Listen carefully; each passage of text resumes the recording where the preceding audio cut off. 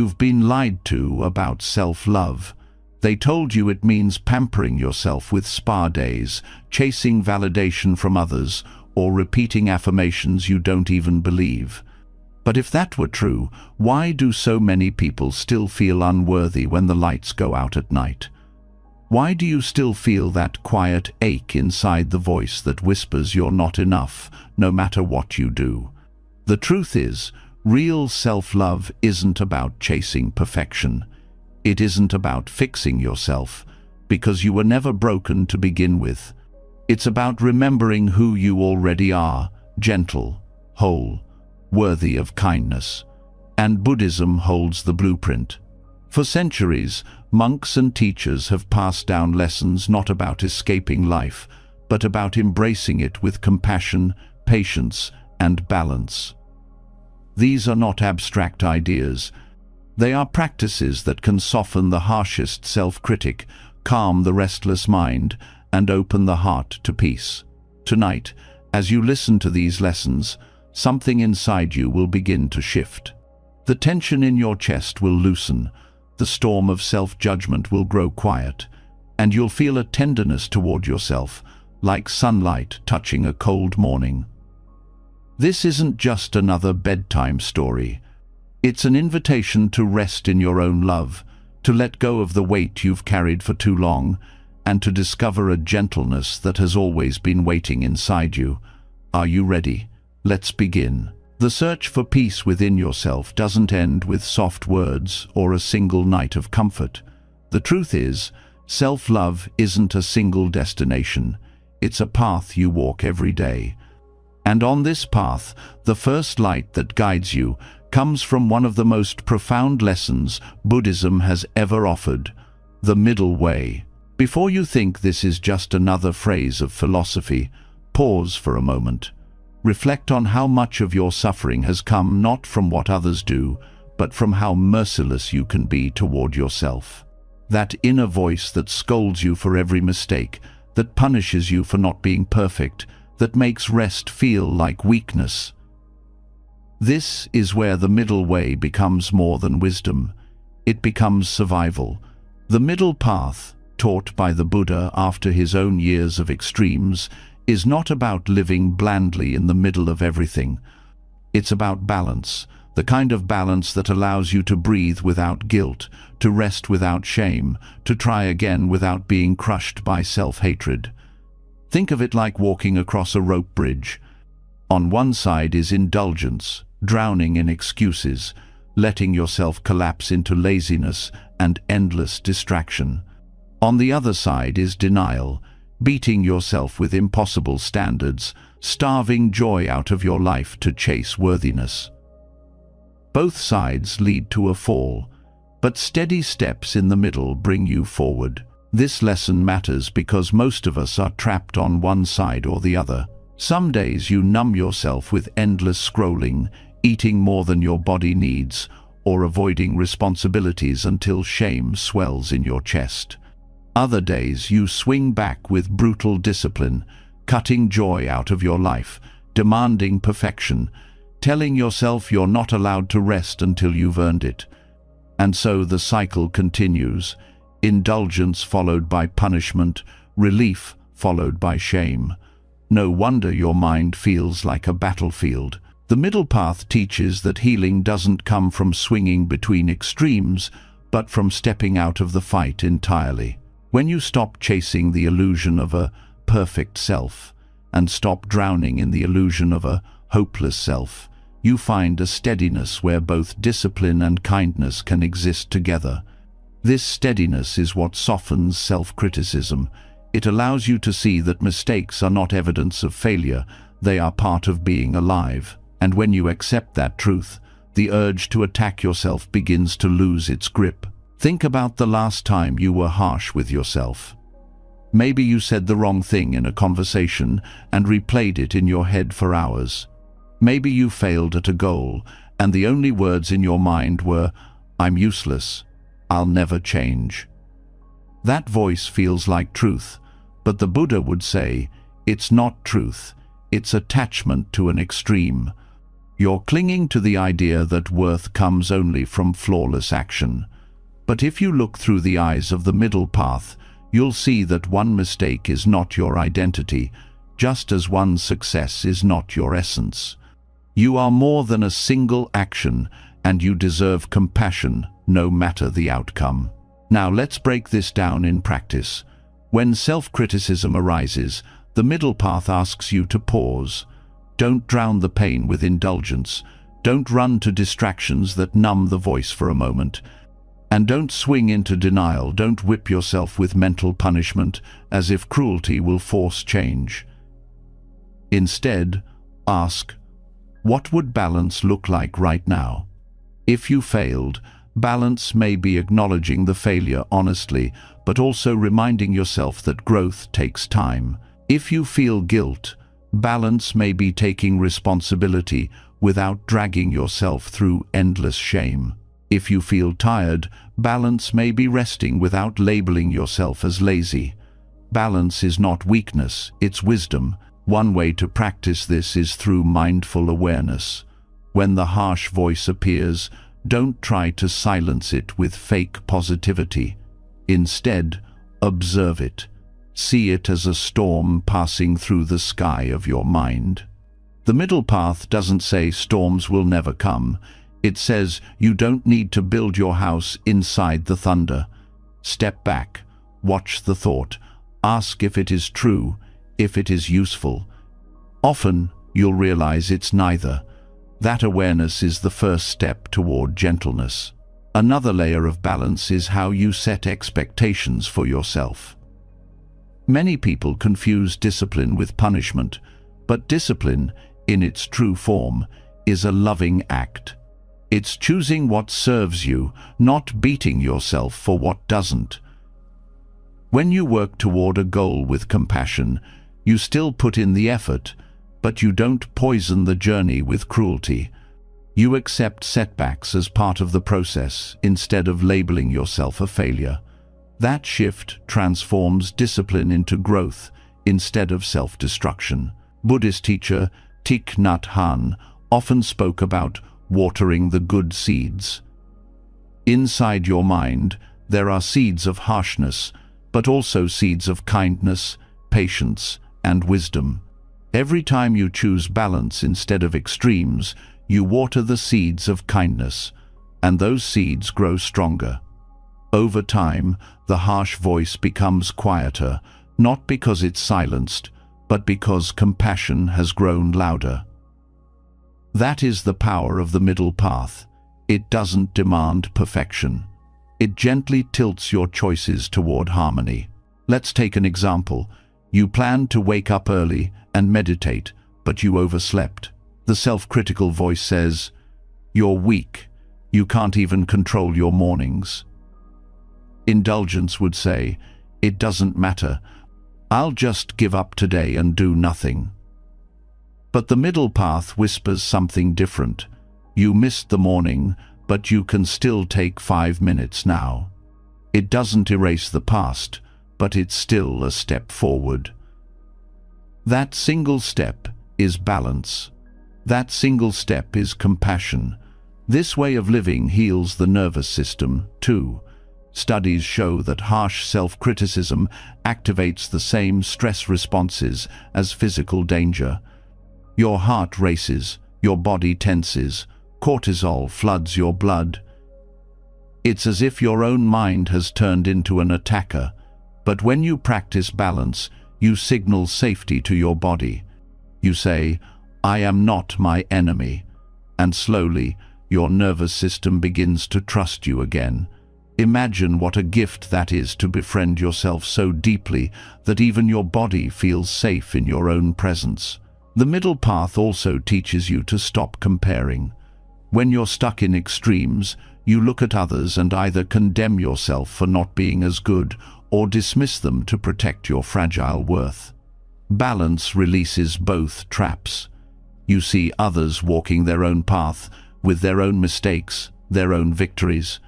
You realize you're not behind, you're not ahead, you're simply walking.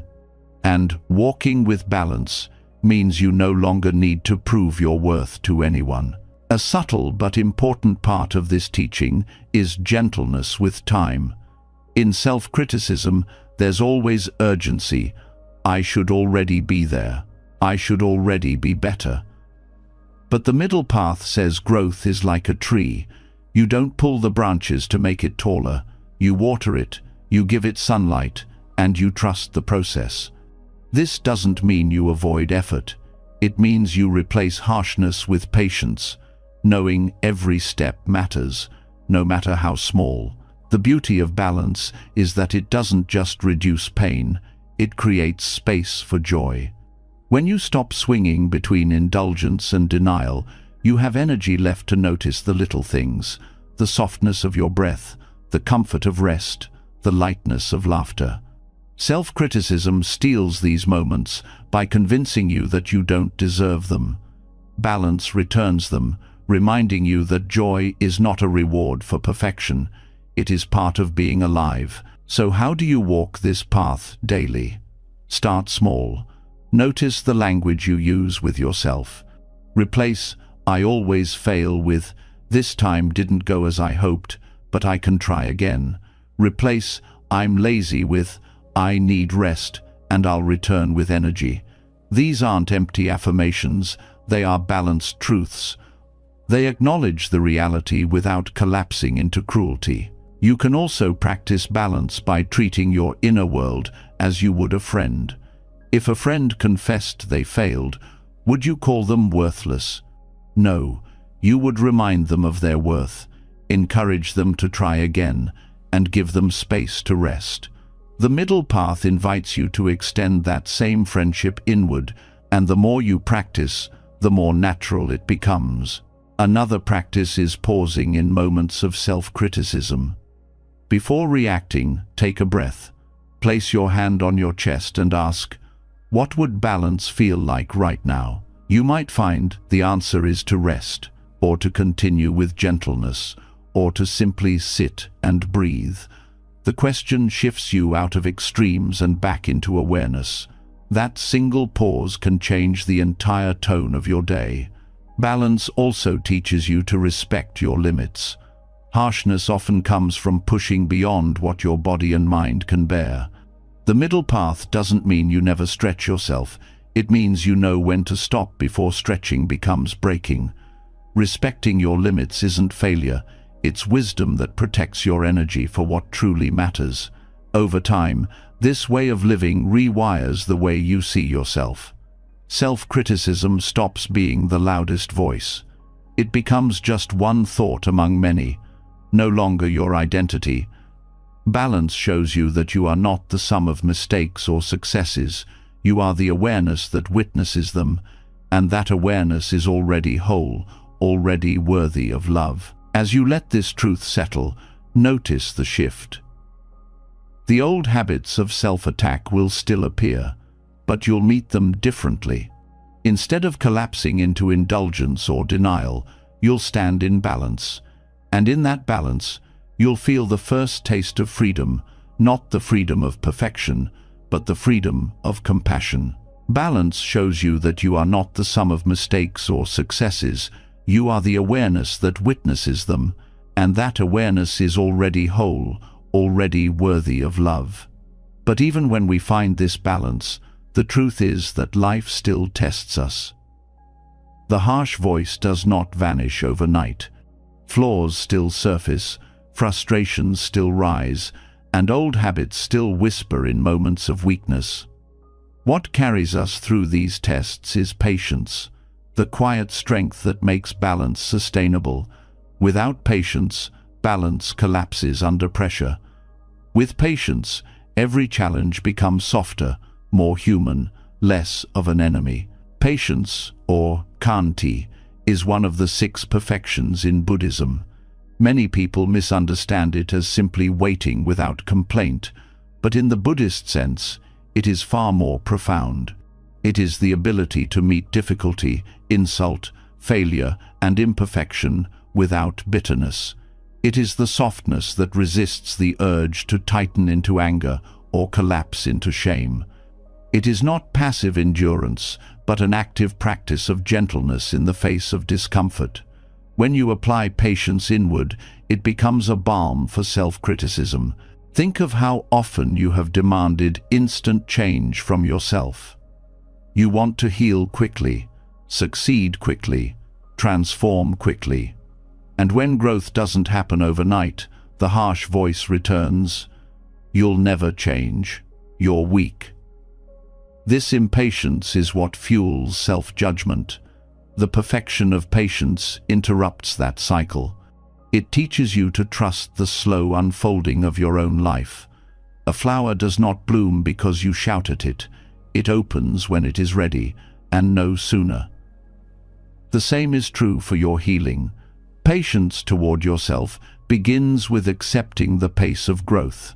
Many people look at their struggles and expect a straight line of progress. But the truth is, growth is uneven. Some days you will feel full of clarity, and other days you will feel tangled in old habits. Patience is the wisdom that sees both as part of the journey.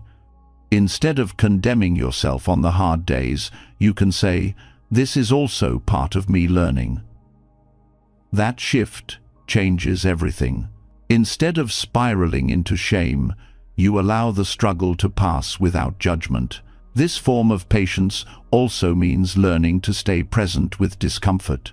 Often, the harsh voice arises because we cannot bear the sting of imperfection. The moment we make a mistake, we rush to punish ourselves, as if self-attack will somehow erase the discomfort. But Buddhist patience asks you to sit with that sting, to breathe with it, to let it exist without resistance. When you stop fighting discomfort, you realize it cannot destroy you. The pain of imperfection becomes lighter simply because you stop making war against it. Another dimension of patience is forgiveness of time already lost. Many people attack themselves for not starting sooner, for wasting years in patterns of avoidance or self-sabotage. They say, "If only I had learned earlier, I would be better by now." This is one of the harshest judgments because it holds you hostage to a past you cannot change. Patience teaches you to release that chain. The past unfolded as it did because that was the only way you could learn. Regret does not speed growth. Gentleness with your timeline does. When you accept that the past is unchangeable, your energy returns to the present, where transformation is still possible. Patience also applies to how you treat your flaws. Many people think flaws must be erased for self-love to exist, but patience says flaws can be held without panic. They are not permanent walls, but passing clouds. A tendency to overthink, a struggle with discipline, a fear of vulnerability, these do not define you. They are conditions of mind that can shift with time and practice. Patience allows you to hold flaws with kindness until they loosen naturally, rather than attacking yourself for not being rid of them instantly. This practice extends even to failure. When you fail, impatience tells you it is the end, proof of your unworthiness. Patience tells you it is only a moment, proof that you are human. Failure under patience becomes a teacher rather than a sentence. You begin to see that every mistake carries wisdom if you stay long enough to hear it. This does not mean you celebrate failure blindly, but that you refuse to turn it into a weapon against yourself. You say, "This hurts, but it will guide me forward," instead of, "This proves I am broken." Patience also transforms the way you respond to the voice of self-criticism itself. Instead of trying to silence it forcefully, you meet it with patience. You say, "I hear you, but I do not need to obey you right now." The voice may still speak, but patience allows you to wait for it to fade rather than reacting instantly. Over time, the voice loses power, not because it disappears, but because you no longer rush to believe it. This is how patience slowly untangles the cycle of self-attack. Scientific studies echo this truth. Neuroscience shows that when you meet discomfort with acceptance rather than resistance, your brain reduces its stress signals. Patience literally reshapes the way your nervous system reacts to difficulty. Instead of constant fight or flight, you shift into calm observation. Your body learns that it is safe to make mistakes, safe to rest, safe to be imperfect. The physiological calm reinforces the psychological calm, creating a cycle of healing instead of harm. To cultivate this kind of patience, small practices make a difference. When you feel the urge to rush, pause and take 3 slow breaths. When you feel the urge to insult yourself, place your hand over your heart and speak one kind sentence instead. These are not dramatic actions, but they are seeds of patience. Over weeks and months, they grow into a steadiness that no storm of judgment can uproot. Another practice is to honor small progress. Patience is not waiting for a perfect future. It is recognizing the value of every small step. When you catch yourself being gentler than yesterday, even in a tiny way, acknowledge it. That acknowledgement reinforces the truth that growth is happening, even if it feels invisible. This prevents the mind from collapsing into despair when big change takes longer than expected. Patience also requires releasing comparison. Nothing kills gentleness faster than measuring your growth against someone else's. Patience says each person's path unfolds at its own pace, and your timeline cannot be measured by another's milestones. The bamboo and the oak tree both grow into their fullness, but they do so at different rhythms. If you demand to be an oak when you are bamboo, you will only suffer. Patience honors your own rhythm. On a deeper level, patience is an act of trust. Trust that life is unfolding in its own way, that your efforts matter even when results are unseen, that healing is possible even when invisible. Trust dissolves the frantic urgency that fuels self-criticism. Instead of saying, "I must fix this now," or "I am nothing," you say, "I will continue gently, and in time, change will come." That trust allows the heart to rest. This resting heart is not passive. Patience is not resignation. It does not mean you stop trying or give up responsibility. It means you act without the poison of urgency. You continue your practices, your efforts, your learning, but you do so with gentleness rather than violence. This is why Buddhist patience is called a perfection. It perfects not by removing effort, but by purifying it of cruelty. Over time, patience becomes a deep inner refuge. When criticism rises, when frustration builds, when flaws surface again, you no longer collapse into despair. You can rest in patience, as if in a quiet room, knowing the storm will pass. That quiet room is within you always, available every time you choose not to rush your own becoming. Patience also shapes how you relate to your body. Many people punish their bodies with harsh diets, over-exercise, or neglect. Patience with the body means listening to its needs instead of forcing it into extremes. Rest when tired, nourish when hungry, move with care instead of punishment. This physical patience reinforces emotional patience, teaching you that care, not cruelty, leads to real change. Perhaps the greatest gift of patience is that it reconnects you with kindness. Self-criticism is always urgent, sharp, demanding. Patience is soft, steady, forgiving. When you choose patience, you choose kindness. And kindness toward yourself is the soil in which self-love finally grows strong. You begin to see that flaws are not failures, that time is not lost, that you are not behind.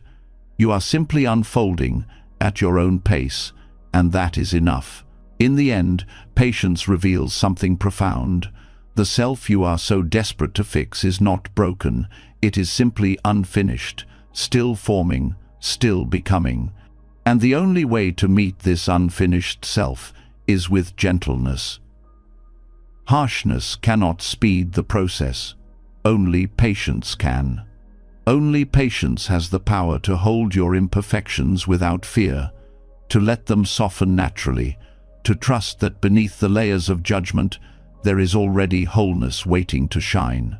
With patience, self-love becomes less of a goal and more of a natural state. The harsh voice still speaks, but it no longer controls. The flaws still appear, but they no longer condemn. Time still passes, but it no longer threatens. Patience transforms your relationship with all of it, turning every moment, even the difficult ones, into an opportunity for gentleness. And as you walk this path, step by step, you realize the truth. You were never meant to perfect yourself in haste. You were meant to learn the art of waiting kindly for your own heart to open. Patience shows you that even the hardest struggles soften when you stop demanding instant perfection from yourself. It teaches you to stay steady through discomfort and to meet each flaw with gentleness rather than urgency. But if patience is the ground that steadies you, impermanence is the sky that opens above you. The Buddhist truth of anicca tells us that nothing in life, no pain, no failure, no label you give yourself, stays the same forever. Every thought, every emotion, every struggle is moving, shifting, dissolving. And this truth holds the key to freeing yourself from the heavy names you have carried for too long. So often, self-criticism begins with a label. You say to yourself, "I am a failure, I am broken, I am lazy, I am unworthy." These words sink into your identity as if they were carved into stone, but anicca says, there is no stone. There is only water, flowing and changing every moment. What feels fixed is in reality passing through you. The sadness that seems endless, the anger that feels like your nature, the shame that clings to every memory, none of these are permanent features of who you are. They are conditions that arise and fall away, like waves on the surface of the sea. This perspective transforms the way you see yourself.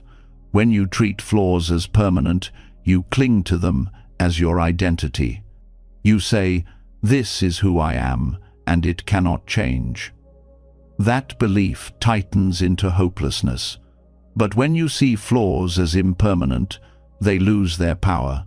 You begin to say, "This is what I feel now, but it is not all of me. This is what I struggle with today, but it is not forever." That shift creates space for compassion, because you are no longer locked inside a rigid story. Embracing impermanence also helps you release the idea of being defined by the past. Many people carry old mistakes as lifelong names. A failure in school becomes, "I am stupid." A broken relationship becomes, "I am unlovable." A lost opportunity becomes, "I am hopeless." These names chain you to moments that no longer exist. But when you truly see impermanence, you understand that the past cannot define you because it no longer lives. Only the present moment is alive, and in this moment you are free to grow in a new direction. This does not mean you ignore the past. Impermanence does not erase what has happened, but it shows you that the meaning you attach to those events is not fixed. You can carry them as wounds or as teachers. You can use them as chains or as fuel. And because meaning itself is impermanent, you are free to choose again in every moment. Impermanence also shifts the way you meet emotions. Most people attack themselves for feeling sadness, anger, fear, or doubt. They say, "Why am I still feeling this? I should be over it." This harshness comes from believing emotions are permanent if they linger. But anicca teaches that emotions, no matter how heavy, are temporary guests. They may stay longer than you wish, but they do not stay forever. When you hold this truth, you can meet emotions with patience rather than panic. Instead of saying, "I will always feel this way," you say, "This is here now. and it will change. That single thought softens the weight of any feeling. On a deeper level, impermanence frees you from chasing perfection. When you believe identity is fixed, you strive to become some permanent version of yourself, always confident, always disciplined, always kind. And when you fall short, you attack yourself. But impermanence reveals that there is no permanent self to achieve. You are a living process, always becoming, never frozen in one form. The goal is not to lock yourself into perfection, but to flow gently with change. This understanding releases the pressure to arrive and allows you to rest in the truth that you are already whole in your constant becoming. This truth also touches how you meet success. Many people cling to achievements as proof of worth, then fear losing them because they believe without them they are nothing. But impermanence teaches that success is also passing. It can be celebrated, but it does not need to be clung to as identity. When success passes, your worth remains untouched. This wisdom prevents the crash of self-criticism that often follows when external accomplishments fade. The teaching of impermanence also reveals why comparison is a trap. When you compare yourself to someone else, you act as if their present state is permanent. You say, "They are better, I am worse," as if those roles could never change. But their life is also shifting, their strengths and struggles rising and falling like your own. When you see this, comparison dissolves, because you understand that everyone is in flux. No one is fixed above or below anyone else. One way to practice this teaching is through direct reflection. When a harsh thought arises, "I am worthless," pause and ask, "Has this thought always been here? Will it stay forever?" You will see that it came and it will go. This breaks the illusion of permanence. Another practice is noticing small changes in your daily life. The mood that seemed unbearable in the morning has softened by evening. The body that felt weak yesterday feels stronger today. The memory that once burned with shame now feels lighter. These shifts remind you daily that nothing in your experience defines you forever. Neuroscience aligns with this teaching. Research shows that the brain is plastic. It changes continuously throughout life. Even habits etched by years of repetition can be rewired with new practice. This means no flaw, no pattern, no self-label is unchangeable. The brain itself embodies anicca. When you remember this, you stop attacking yourself as if you are carved in stone. You begin to treat yourself as a living being capable of transformation. Impermanence also teaches humility.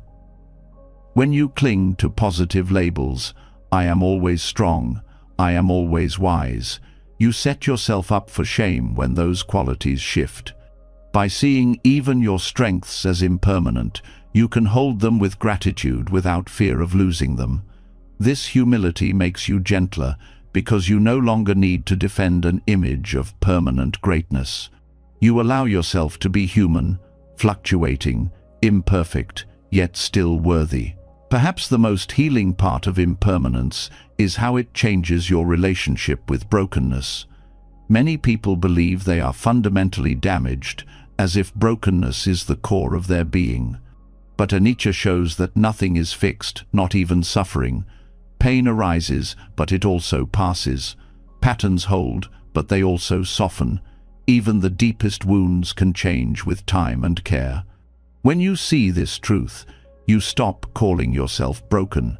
You begin to say, "I am in a process of healing," which is a far more accurate description of the living reality. This truth doesn't mean everything will vanish easily. Some struggles return many times. But even then, impermanence teaches that their intensity, their form, their hold on you, these are always shifting. What feels unbearable today may feel lighter tomorrow, and one day may release entirely. Holding this truth keeps you from despair, because you know nothing, not even pain, is forever. Living with this awareness also deepens gratitude. When you recognize that moments, feelings, and even identities are impermanent, you learn to cherish them without clinging. A peaceful day is not dismissed as ordinary, it is honored, because you know it will pass. A difficult day is not condemned as endless, it is softened, because you know it will pass too. This balanced appreciation turns life itself into a teacher of gentleness. To truly embody impermanence, meditation is a powerful tool. Watching the breath rise and fall, you witness impermanence directly. Each inhale ends, each exhale ends, yet the flow continues. Watching thoughts appear and disappear, you see they cannot be held. This practice teaches you not just to believe in impermanence, but to feel it in your body and mind. With time, the habit of clinging loosens, and the grip of harsh labels weakens. Impermanence also protects you from despair when change feels slow. If you believe flaws are fixed, every setback feels eternal. But when you know change is constant, you trust that progress is happening even when unseen. Just as seasons shift quietly before they are visible, your growth is moving beneath the surface. This trust allows you to keep walking without collapsing into hopelessness. The heart of this teaching is liberation. You are not trapped in any identity, not failure, not brokenness, not even success. You are free to meet yourself freshly in every moment, because who you are is always shifting. When you hold yourself this way, harshness softens naturally. You no longer cling to insults as truth. You no longer cling to perfection as necessity. You simply live, breathing with the rhythm of change, meeting each rise and fall with compassion. This is how impermanence transforms self-love.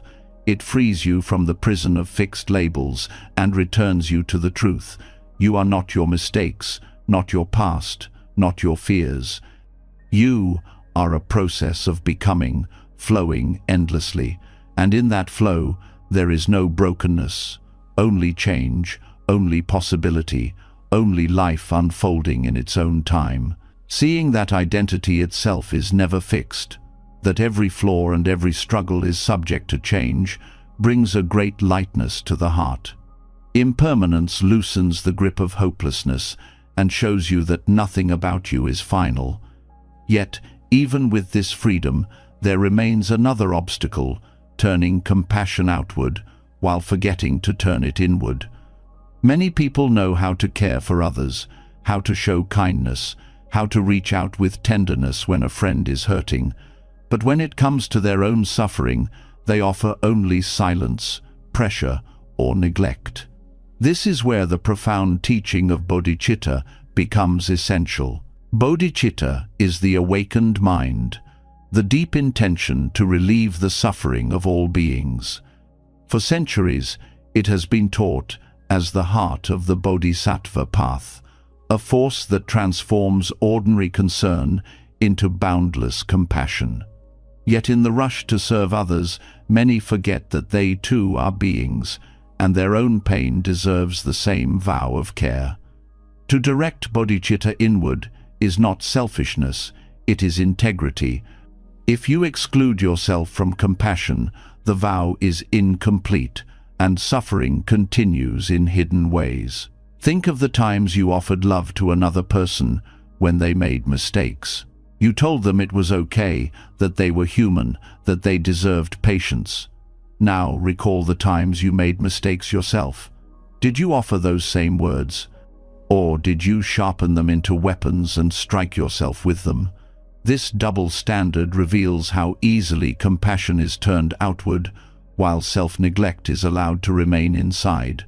The practice of inward bodhicitta is about healing that split, about recognizing that your suffering is not less worthy of compassion than anyone else's. The first step in directing bodhicitta inward is honesty. Many people deny their pain because they believe it is unworthy compared to the suffering of others. They say, What I feel doesn't matter. Others have it worse.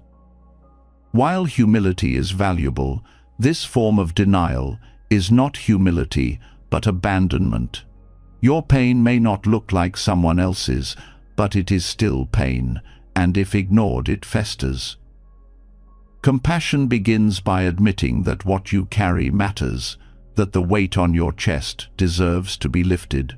When you allow this truth, you open the door to kindness that includes yourself. Another layer is recognizing the cycles of self-neglect. Often, people repeat the same patterns of ignoring their needs, pushing themselves until exhaustion, or silencing their own emotions. These cycles continue because there is no inward bodhicitta to interrupt them. Outwardly, you may serve others, but inwardly you leave yourself unprotected. To awaken bodhicitta inwardly is to take the same vow for yourself that you would for the world. May I be free from suffering. May I find peace. Saying these words for yourself is not arrogance, it is justice. Once you begin to hold that vow, the way you respond to suffering changes.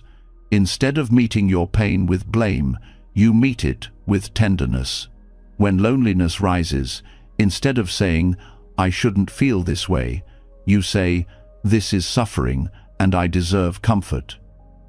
When fear rises, instead of saying, I am weak, you say, this is suffering and I deserve safety. These simple shifts turn the harshness of self-criticism into the warmth of compassion. They are not grand gestures, but they are profound, because they reverse the habit of abandonment. Directing bodhicitta inward also transforms the way you rest. Many people deny themselves rest, believing it is indulgence. But when you see rest through the eyes of compassion, it becomes an act of care. You do not rest because you are lazy. You rest because you are a being who suffers and deserves relief.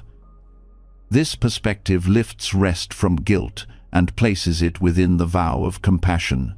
In this way, even the smallest act of care becomes sacred. The practice extends further into how you handle mistakes. Without inward compassion, mistakes become fuel for attack. But bodhicitta sees mistakes differently, not as evidence of failure, but as suffering that deserves kindness.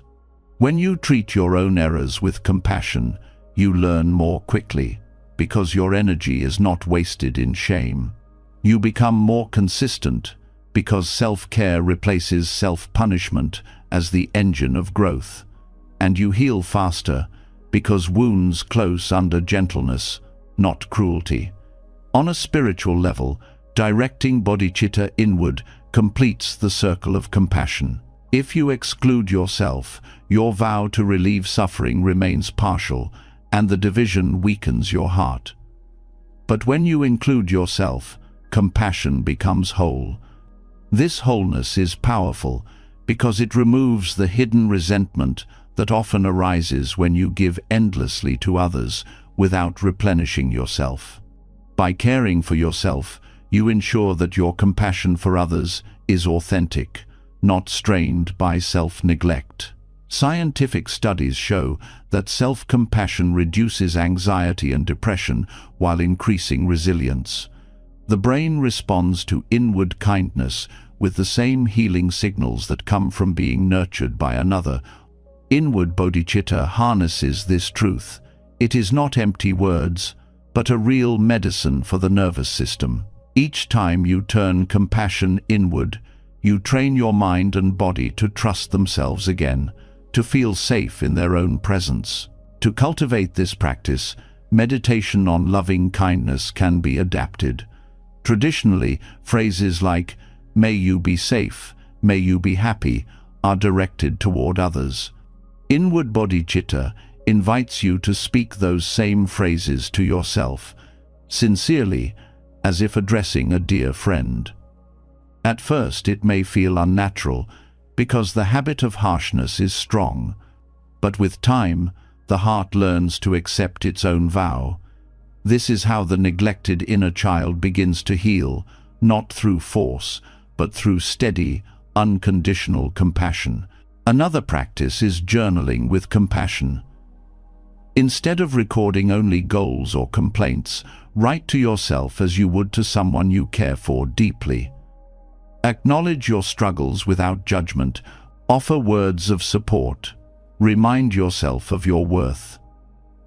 This creates a written dialogue of bodhicitta, directed inward, a tangible proof that you are included in the circle of care. The fruits of this practice are subtle but immense. You begin to notice less fear of failure because compassion is waiting no matter the outcome. You notice more willingness to try because you know mistakes will not be punished. You notice greater peace in daily life because suffering is no longer met with silence but with gentle response. These shifts accumulate until one day you realize that you no longer abandon yourself. Perhaps the deepest teaching is this: when you relieve your own suffering with compassion, you do not withdraw from the world, you join it more fully. A person who is harsh with themselves cannot offer true compassion without strain, but a person who has learned inward bodhicitta becomes a living example of gentle strength, a presence that heals by being whole. This is why directing bodhicitta inward is not a distraction from the path, but the heart of it. Only when you care for yourself can your vow to care for all beings shine with complete integrity. To walk this path is to stop treating your own suffering as an afterthought. It is to say, with the same sincerity you would say for anyone else, "May I be free." And with those words, repeated daily, you untangle the cycles of neglect, soften the harsh voice, and return home to yourself with kindness that does not waver. This is bodhicitta alive within you, not only for others but for the being you wake up with each day yourself. When compassion is finally allowed to flow inward, the heart discovers it has been carrying someone in silence all along, the younger self who first learned shame, who first felt neglected, who still waits in the shadows of memory for tenderness that never came. Directing bodhicitta inward opens the door to this forgotten child, but stepping through requires more than good intentions. It calls for a practice structured enough to hold such delicate wounds with care. This is where metta bhavana, the cultivation of loving kindness, becomes a sacred path of healing. Loving kindness is often practiced by extending goodwill toward others, friends, strangers, even enemies. But few realize the deepest transformation occurs when these blessings are directed to oneself, not only the present self, but also the past selves who carry unhealed pain. The inner child, whether seen as literal childhood or the fragile parts of memory, holds experiences that shaped harsh beliefs. I am not enough. I am unwanted. I am broken. These are not truths, but impressions left by moments of hurt. If left untouched, they echo into adulthood as self-criticism and neglect. Metta bhavana offers a way to reach back through time, to cradle those versions of yourself in kindness, and to rewrite the way memory is carried. The first step is acknowledgement. Many people resist looking at the child within because they fear the pain that might rise. They push away the memory of being mocked, abandoned, overlooked, or dismissed. Yet avoidance only strengthens the wound, allowing it to dictate present life in hidden ways. To practice loving kindness toward the inner child, you begin by admitting their existence. You say inwardly, "Yes, you are here. Yes, I see you." This simple recognition dissolves years of silence, because neglect is often more painful than the original hurt. Once acknowledgement opens the door, kindness must follow. In meditation, you visualize that younger version of yourself, perhaps as a small child, perhaps as a teenager, and you send them phrases of love. May you be safe. May you be loved. May you be free from pain. At first, these words may feel mechanical, especially if self-criticism has hardened your heart. But repetition softens resistance. Over time, the younger self begins to receive what was once denied, the steady assurance of care. This practice reshapes the nervous system. Neuroscience shows that the brain does not fully distinguish between present and vividly recalled experiences. When you send loving kindness to your inner child, the brain responds as if kindness were truly being given in that moment of the past. Old memories, once charged with shame, begin to pair with new emotions of safety. This is not erasure, but transformation. The memory remains, but its sting lessens, its grip loosens, because compassion has been woven into its fabric. Metta Bhavana also teaches consistency. Pain from the past is not healed in a single session. Just as a child needs ongoing love, your inner child needs repeated reassurance. Each time you return to the meditation, you lay down another layer of safety. Slowly, the child who once felt abandoned begins to trust that they are no longer alone. This trust changes the present self as well, because the foundation of identity becomes rooted not in neglect, but in care. Directing loving kindness to the inner child also changes how you respond to triggers in daily life. Often, anger or fear in adulthood arises from echoes of childhood wounds. A harsh comment from someone today may awaken the memory of being ridiculed years ago. Without awareness, you react as if the old pain is happening again. But when you have practiced Metta Bhavana, you recognize the child behind the reaction. Instead of punishing yourself for being too sensitive or too weak, you pause and offer kindness to that younger self. This breaks the cycle of self-attack and replaces it with healing presence. The practice also brings gentleness to unmet needs. Many adults still carry cravings for validation, security, or affection that were not met in childhood. Without awareness, these cravings can drive harmful behaviors, seeking approval at all costs, overworking to prove worth, numbing loneliness through distractions. Metta Bhavana addresses these needs directly by sending love to the child who first felt deprived.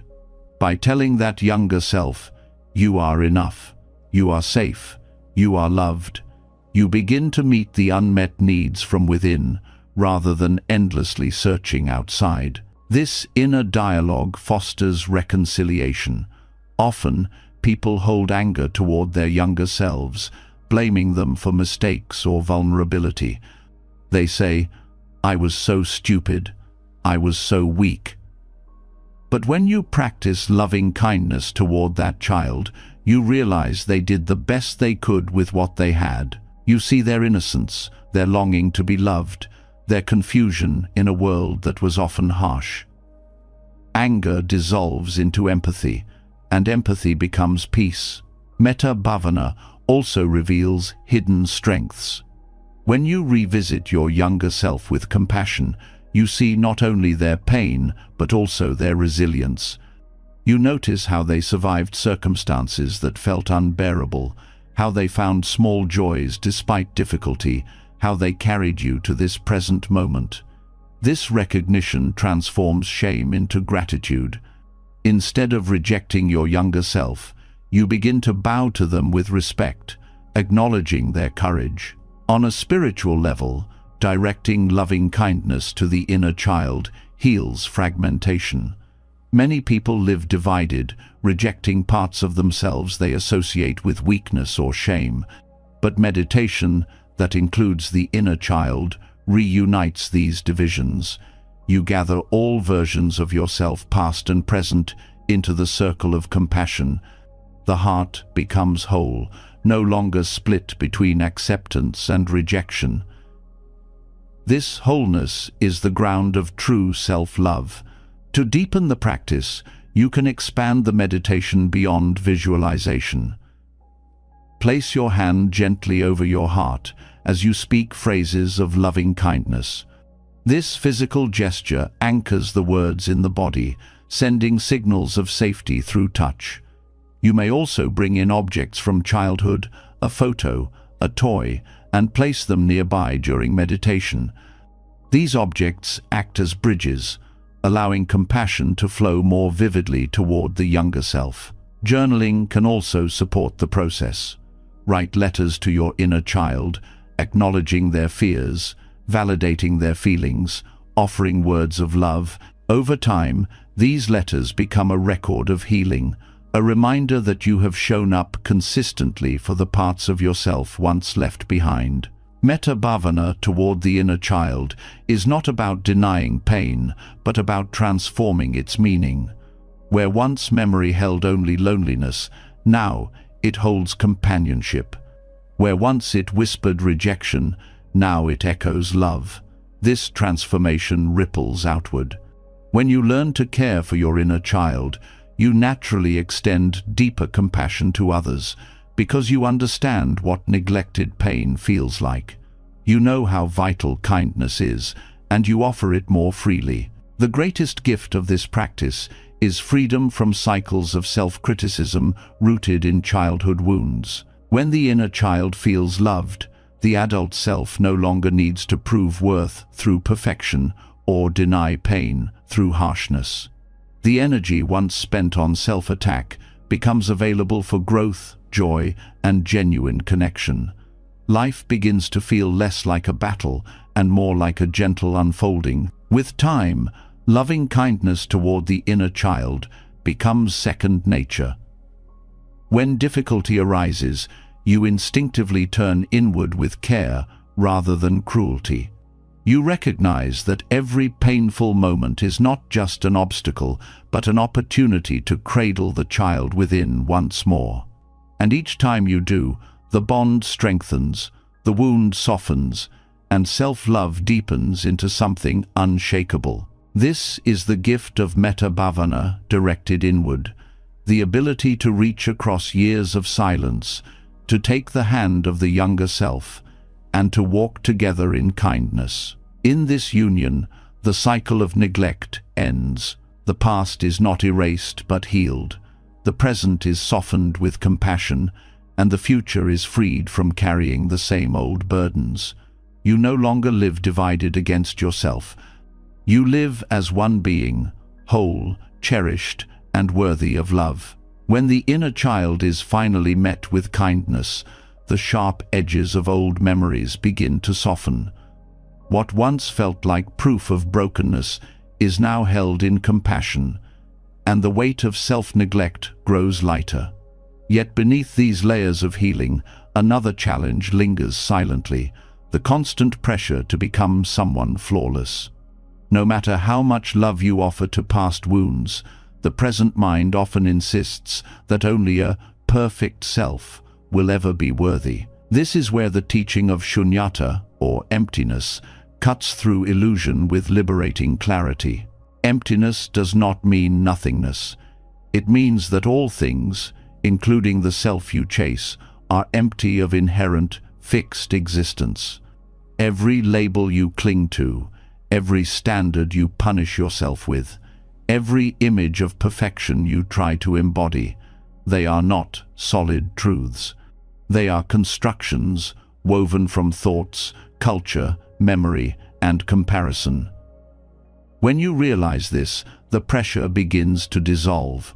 The perfect self you chase is not a real entity waiting somewhere ahead. It is a mirage, and no amount of striving will quench the thirst it creates. Much of self-criticism is fueled by this illusion. You see an ideal in your mind, always confident, always productive, always kind, and you measure yourself against it. Every time you fall short, you attack yourself. Believing the gap proves failure. But shunyata reveals there is no solid self to measure against. The ideal exists only as a mental construction, not as an eternal standard written into the fabric of reality. To understand this deeply is to free yourself from the endless comparison between who you are and who you think you should be. This truth also dismantles the fear of being permanently flawed. Just as the perfect self is empty, so too is the broken self. When you call yourself a failure or a disappointment, you treat those labels as permanent identities. But emptiness shows they are also constructs, arising from conditions, dissolving with conditions. You are neither fixed as perfect nor fixed as broken. You are a process, a flow, a collection of shifting experiences that cannot be pinned down into one final definition. Seeing emptiness in this way changes the very ground of self-expectations. Instead of pushing yourself to embody an impossible image, you begin to see that growth is not about becoming perfect, but about letting go of illusions. This letting go is not passive, it is an active release of false burdens. When the pressure of perfection falls away, energy is freed for authentic care, creativity, and presence. You stop chasing the shadow of an unreal self and begin living the life that is actually here. This understanding also dissolves the comparison trap. Much of perfectionism comes from looking at others and believing they have reached a solid state you lack. But if all selves are empty, then their identities too are not fixed. The person you envy is also a process, also shifting, also carrying unseen struggles. When you see this, comparison loses its power. There is no permanent hierarchy, no final scoreboard. There are only beings unfolding in their own way, none more or less real than another. Emptiness also brings relief from shame. Shame thrives on the belief that flaws define the core of who you are. But if self has no inherent core, then shame has nothing solid to cling to. Flaws are conditions, not identity. They arise, they pass, they shape experience, but they do not define an eternal essence. This perspective allows you to hold mistakes lightly. You can acknowledge them without collapsing into self-condemnation, because you know they do not mark you forever. To live this teaching, reflection is key. When self-critical thoughts arise, I should be better, I should be perfect, pause and ask, what is this self I am comparing to? Where is it located? Can I touch it, see it, find it? If you look honestly, you discover there is no fixed self hiding anywhere. There are only thoughts, memories, expectations and sensations, constantly changing. The self you attack is an idea, not an unshakable truth. Recognizing this loosens its hold. Meditation on emptiness deepens this insight. As you observe the body, you see it is not one solid thing but a collection of parts, bones, organs, breath, sensations constantly changing. As you observe the mind, you see it is not one solid self, but a stream of thoughts, images, emotions arising and dissolving.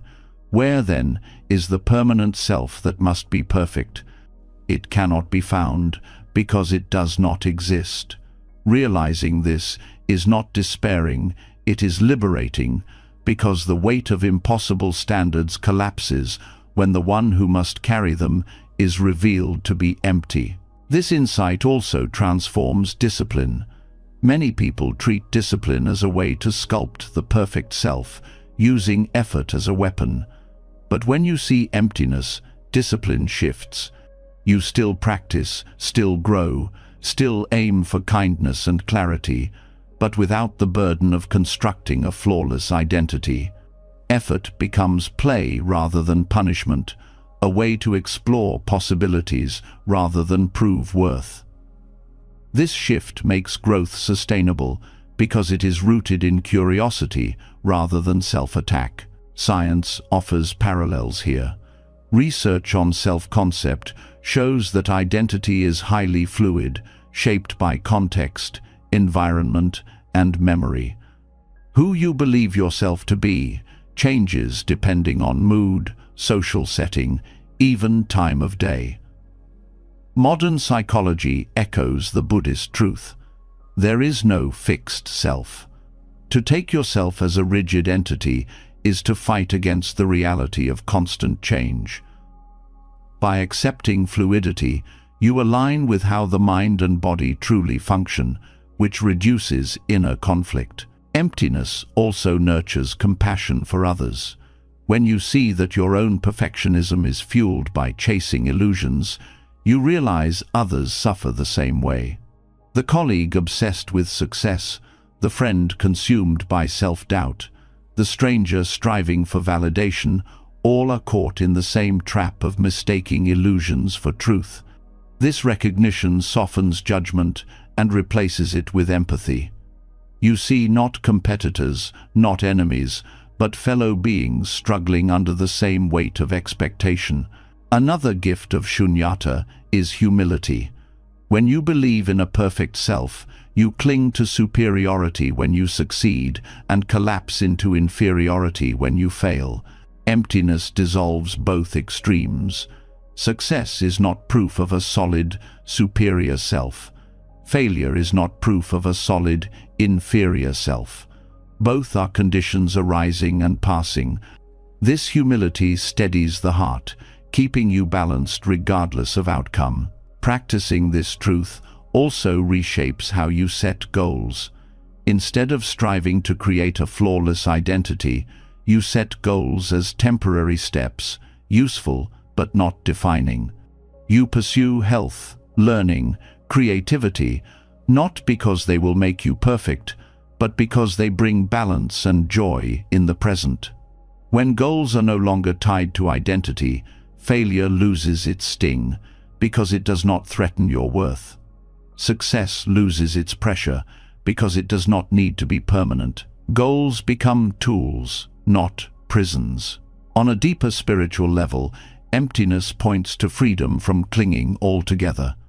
When you stop clinging to the illusion of a perfect self, you also stop clinging to the illusion of being broken. Both dissolve into the same truth. There is no fixed self to defend or condemn.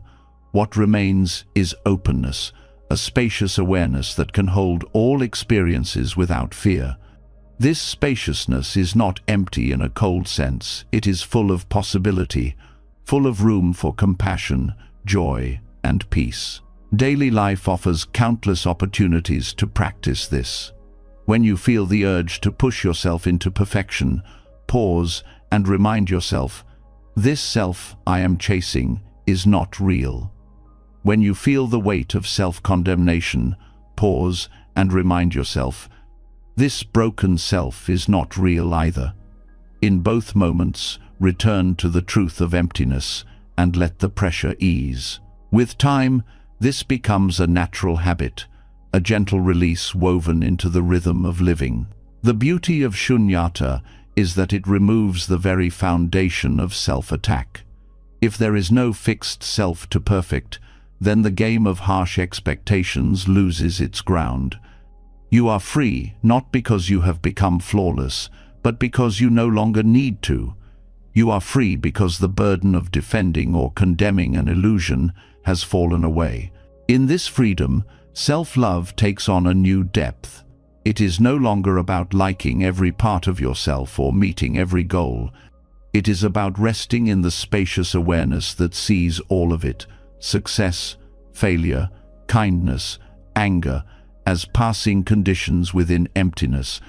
From this view, love arises naturally, not as a reward, but as the natural warmth of an open heart. This is the lesson of shunyata for self-expectations. The perfect self is empty, the broken self is empty, and in seeing this, you no longer need to live chained to illusions. You live as a process, free to grow, free to stumble, free to be. And in that freedom, the pressure fades, and the simple truth shines: you were never required to be perfect in order to be worthy of love. When the illusion of a perfect self is released, what remains is space wide, open, unpressured space where the heart can rest. Yet freedom is not only about what we let go of, it is also about how we nurture what is here. Without the need to prove worth or defend against judgment, the simplest acts take on profound meaning. And among these acts, none is more intimate, more constant, and more available than the breath. To treat breathing not as a background function, but as a daily love letter, is to transform life itself into a practice of self-care. Breath is the one companion that has never abandoned you. It was there at your first cry, and will remain until your last sigh. Yet most of the time, it goes unnoticed, hidden beneath the noise of thought and distraction. When you choose to notice it, to rest with it, to treat it as a gesture of kindness, you begin to reshape your relationship with yourself in a way that no external effort can match. The breath becomes both anchor and message. You are alive, you are worthy, you are cared for. Mindful breathing is not about controlling the breath, forcing it into rhythm, or chasing relaxation. It is about being present with what is already given. Each inhale arrives without demand. Each exhale releases without condition. To rest your attention on this cycle is to remember that care does not need to be earned. It is woven into existence itself. Breathing, when seen this way, becomes a constant reminder that you are allowed to be, without striving to be more. This practice changes the nervous system profoundly. When attention rests gently on the breath, stress responses quiet, heart rate steadies, and tension eases. The body receives a signal of safety, as if being held in steady arms. For someone who has lived with self-criticism as an inner attacker, this experience is revolutionary. Instead of bracing against inner violence, the body learns that presence itself is kindness. Breath is not simply air, it becomes medicine. To treat breathing as a love letter is also to infuse it with intention. As you inhale, you may silently say, "I welcome care." As you exhale, you may say, "I release harshness." These phrases are not rules but gentle companions, helping the mind rest in compassion rather than criticism. Over time, the repetition becomes natural, and every breath carries the message of self-love without effort. This practice also reconnects you with your body. Many who struggle with self-criticism become estranged from their physical form, treating it as a burden or a battlefield. By resting with the breath, you bridge the gap between mind and body. You feel the chest rising, the air flowing, the belly expanding. This simple noticing restores intimacy with yourself. Instead of living only in thoughts of inadequacy, you return to the living truth. Your body is here, breathing, keeping you alive, deserving of gratitude. Mindful breathing also reveals impermanence in a gentle way. Each inhale arises, each exhale passes, none can be held. To witness this flow daily is to internalize the lesson that nothing stays fixed, not breath, not thought, not pain. This realization nurtures patience with struggles. Just as you trust that an exhale will follow every inhale, you begin to trust that moments of suffering will also pass. Breath becomes a teacher of endurance and hope. Another layer of this practice is its accessibility. Unlike formal rituals or complex philosophies, breath is always available. In the middle of stress at work, in the quiet of night, in the rush of daily tasks, you can pause for one slow inhale and exhale. This pause is not trivial. It is a reminder, right in the middle of chaos, that you are still here and still deserving of care. Each time you return to the breath, you strengthen the habit of self-kindness. Treating breath as a love letter also helps dissolve the sense of loneliness. Often, people feel abandoned when love from others is absent or inconsistent. But when you anchor in mindful breathing, you realize you are never truly without company. Breath is a companion, steady and reliable, reminding you that care is present even when no one else is. This recognition reduces dependence on external validation and deepens inner trust. This practice can be expanded by combining it with visualization. As you inhale, picture the breath as light filling your chest, warming and soothing. As you exhale, picture that light spreading through your body, easing tension, healing wounds. This imagery is not fantasy. It directs attention toward sensations of warmth and release, reinforcing the emotional message of care. Over time, this creates an embodied sense of being held, not by another, but by your own awareness. Mindful breathing also transforms rest. Often, people fall into sleep with a racing mind, filled with criticism and worry. By resting attention on the breath as they lie down, they replace self-attack with self-compassion. Each exhale becomes a release of the day's burdens. Each inhale becomes a welcome of peace. This practice not only calms the mind, but also reframes rest itself as an act of love rather than laziness. Breath meditation is also a way to practice forgiveness. With every exhale, you can release the judgments you held against yourself that day. With every inhale, you can invite the intention to begin again. This rhythm mirrors the truth of renewal. No matter how harshly you treated yourself before, this breath is fresh, unmarked, and open to kindness. Forgiveness, then, is not an abstract concept, but a lived experience in the body. Scientific studies confirm the power of breath-focused practice. Regular mindful breathing lowers cortisol, improves emotional regulation, and increases resilience against stress. But beyond these measurable benefits lies something deeper: the emotional experience of being cared for from within. This is what makes treating breath as a love letter unique. It is not just technique, it is relationship between you and your own being, renewed with every cycle of inhale and exhale. Over time, this relationship changes how you meet difficulty. Instead of collapsing into panic, you pause to breathe. Instead of drowning in shame, you exhale it softly. Instead of rushing to fix yourself, you let the breath remind you that presence itself is enough. Challenges still arise, but they no longer dominate, because the rhythm of care is stronger. To anchor this practice more deeply, you can create small rituals. Begin your day with 3 intentional breaths, dedicating them as acts of kindness toward yourself. Pause midday for a minute of mindful breathing to reset. These rituals weave compassion into the structure of daily life, making self-love not an abstract idea, but a lived rhythm.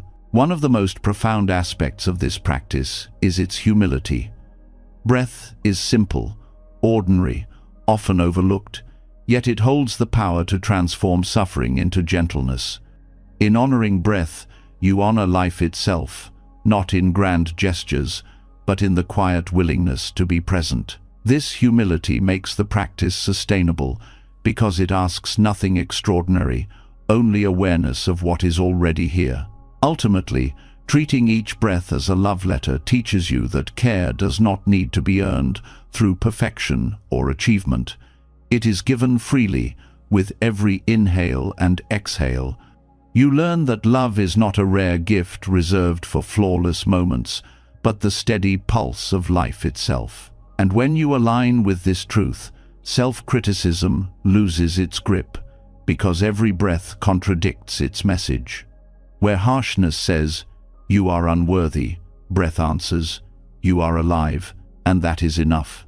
This is the heart of mindful breathing, not escape, not control, but intimate care. Each cycle becomes a reminder that you belong to yourself, that kindness is always within reach, that healing is carried on the air you breathe. To live this way is to transform the ordinary into the sacred, to turn the rhythm of breath into the rhythm of self-love. And in that rhythm, you find not only peace but also the quiet joy of knowing you were never truly without love. It was flowing in and out of you all along. Breathing as an act of love shows you that care can be as close as the rise and fall of your chest. Each inhale reminds you that you are alive. Each exhale proves you are capable of letting go. But once the mind grows quiet enough to listen, something else becomes clear. Pain is still there.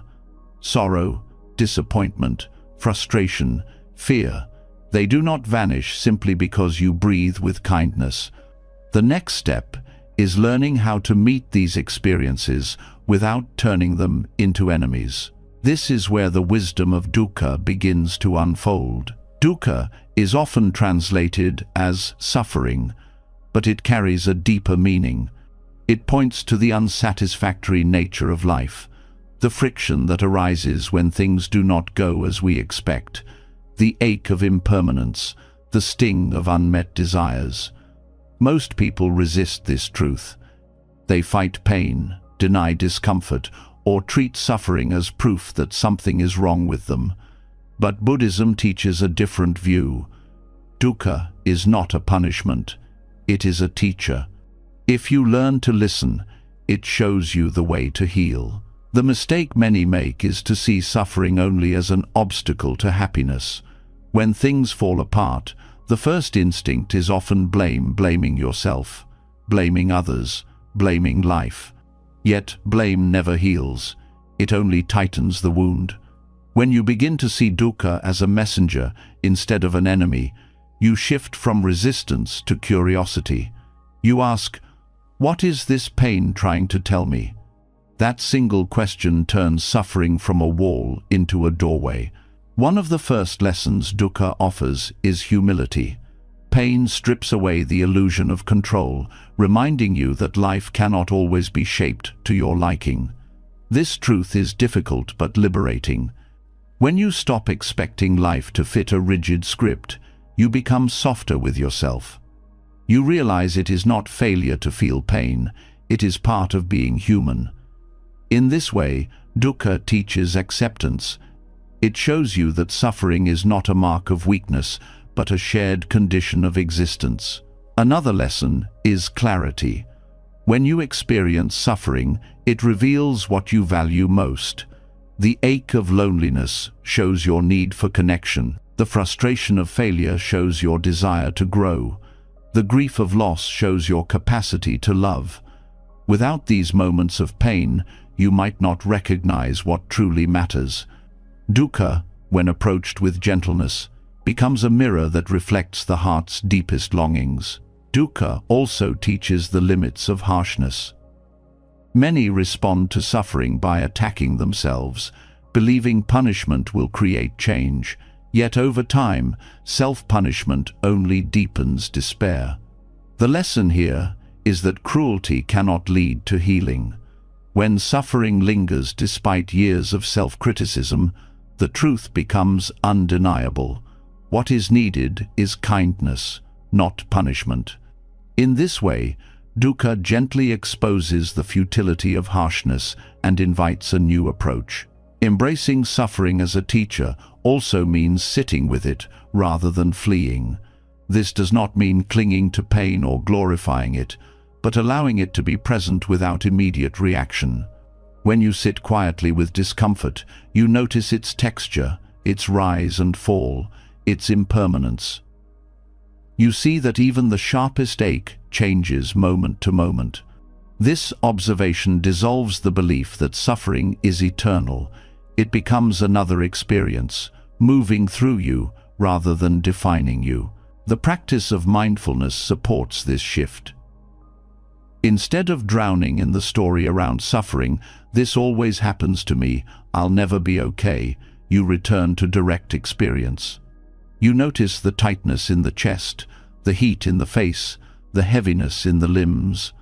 By observing without judgment, you step out of the spiral of blame and into the reality of sensation. This perspective reveals that pain is not as solid as it feels. It is a process that can be witnessed and understood. On a practical level, dukkha teaches balance. Suffering often signals where balance has been lost. Exhaustion reveals overwork. Conflict reveals disconnection. Anxiety reveals unmet needs for safety. If you treat these signals as enemies, you miss the chance to restore harmony. But if you listen, suffering becomes guidance. It points you toward the areas of life that need care. This way, even discomfort becomes a path to gentleness. Scientific understanding aligns with this teaching. Psychology shows that avoidance of pain strengthens it, while acceptance reduces its hold. When you resist suffering, stress increases, and the mind becomes trapped in fear. But when you turn toward suffering with openness, the brain processes it more effectively, and resilience grows. What Buddhism called the wisdom of dukkha centuries ago, science now affirms. Pain loses power when it is met with awareness and compassion. Another valuable lesson from dukkha is empathy. When you truly face your own suffering, you begin to recognize it in others. Instead of judgment, you feel kinship. You see that everyone carries burdens, even if they are hidden. This recognition makes you gentler, less quick to condemn, more willing to extend kindness. Suffering, when embraced as teacher, becomes a bridge of connection. Dukkha also teaches impermanence more directly than any philosophy could. The grief that feels unbearable eventually shifts. The failure that seems final eventually fades. The fear that grips you eventually loosens. Each experience of suffering carries within it the lesson that nothing lasts. By witnessing this truth repeatedly, you develop patience. You no longer rush to escape pain because you trust it will move on its own. Yet another lesson is resilience. Each time you survive suffering, you prove your strength. This does not mean you seek pain, but that you honor your endurance. Instead of labeling yourself as broken, you begin to see yourself as capable of rising again. Resilience is not about never falling, but about discovering that falling does not end you. Dukkha, paradoxically, is the teacher of strength. To integrate these lessons, practical exercises help. When suffering arises, pause and name it gently. This is grief. This is fear. This is anger. Naming shifts the mind from identification to observation. Next, ask what the suffering is pointing to. What does this reveal about my needs, my values, my heart? Finally, offer compassion. May I hold this with kindness? May I learn from this? This three-step process turns dukkha into a teacher rather than a tyrant. Over time, this practice changes your relationship with life itself. Instead of fearing suffering as proof of failure, you meet it as part of the path. You no longer need to run from discomfort or drown in self-blame. You see suffering as a visitor, bringing messages of humility, clarity, empathy, balance, and resilience. With this perspective, life feels less like a battle and more like a classroom of the heart. Ultimately, the greatest lesson dukkha teaches is love. Not the sentimental love of fleeting comfort, but the grounded love that arises when you refuse to abandon yourself in pain. When you hold your suffering with gentleness, you prove to yourself that you are worthy of care, even in the darkest moments. This truth changes everything, because once you learn to love yourself in suffering, you are no longer afraid of it, and without fear, you are free to live fully, to open your heart, and to walk gently on the path of self-love. Learning to sit with suffering without making it an enemy teaches you that pain does not diminish your worth. It guides you back to yourself with deeper wisdom. But once suffering has softened and its lessons are received, another practice must grow alongside it, one that often feels just as unfamiliar. The ability to rejoice in your own light. For many, it is easier to carry sorrow than to celebrate small victories, easier to mourn flaws than to honor growth. This is where the practice of mudita, sympathetic joy, becomes a path of healing. Mudita is traditionally described as the joy you feel for the success of others.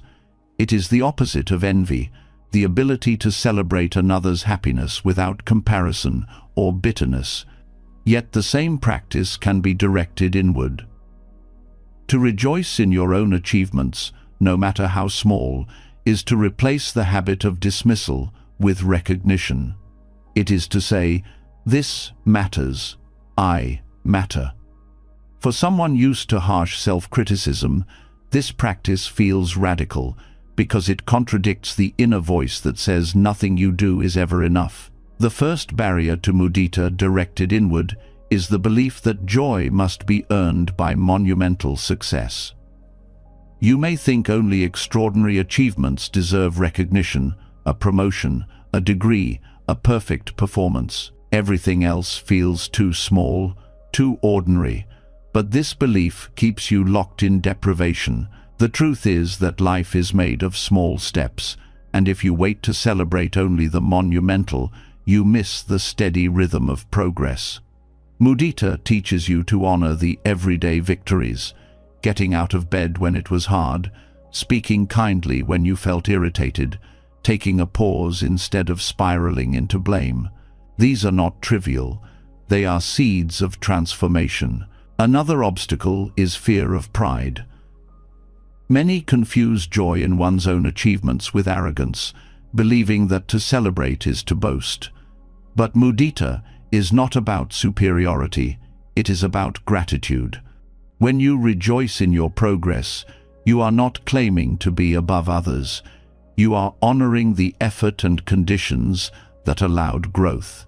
This kind of joy is humble because it recognizes that every step forward is supported by countless causes, teachers, experiences, resilience, even suffering itself. Practicing mudita inwardly also interrupts the habit of minimization.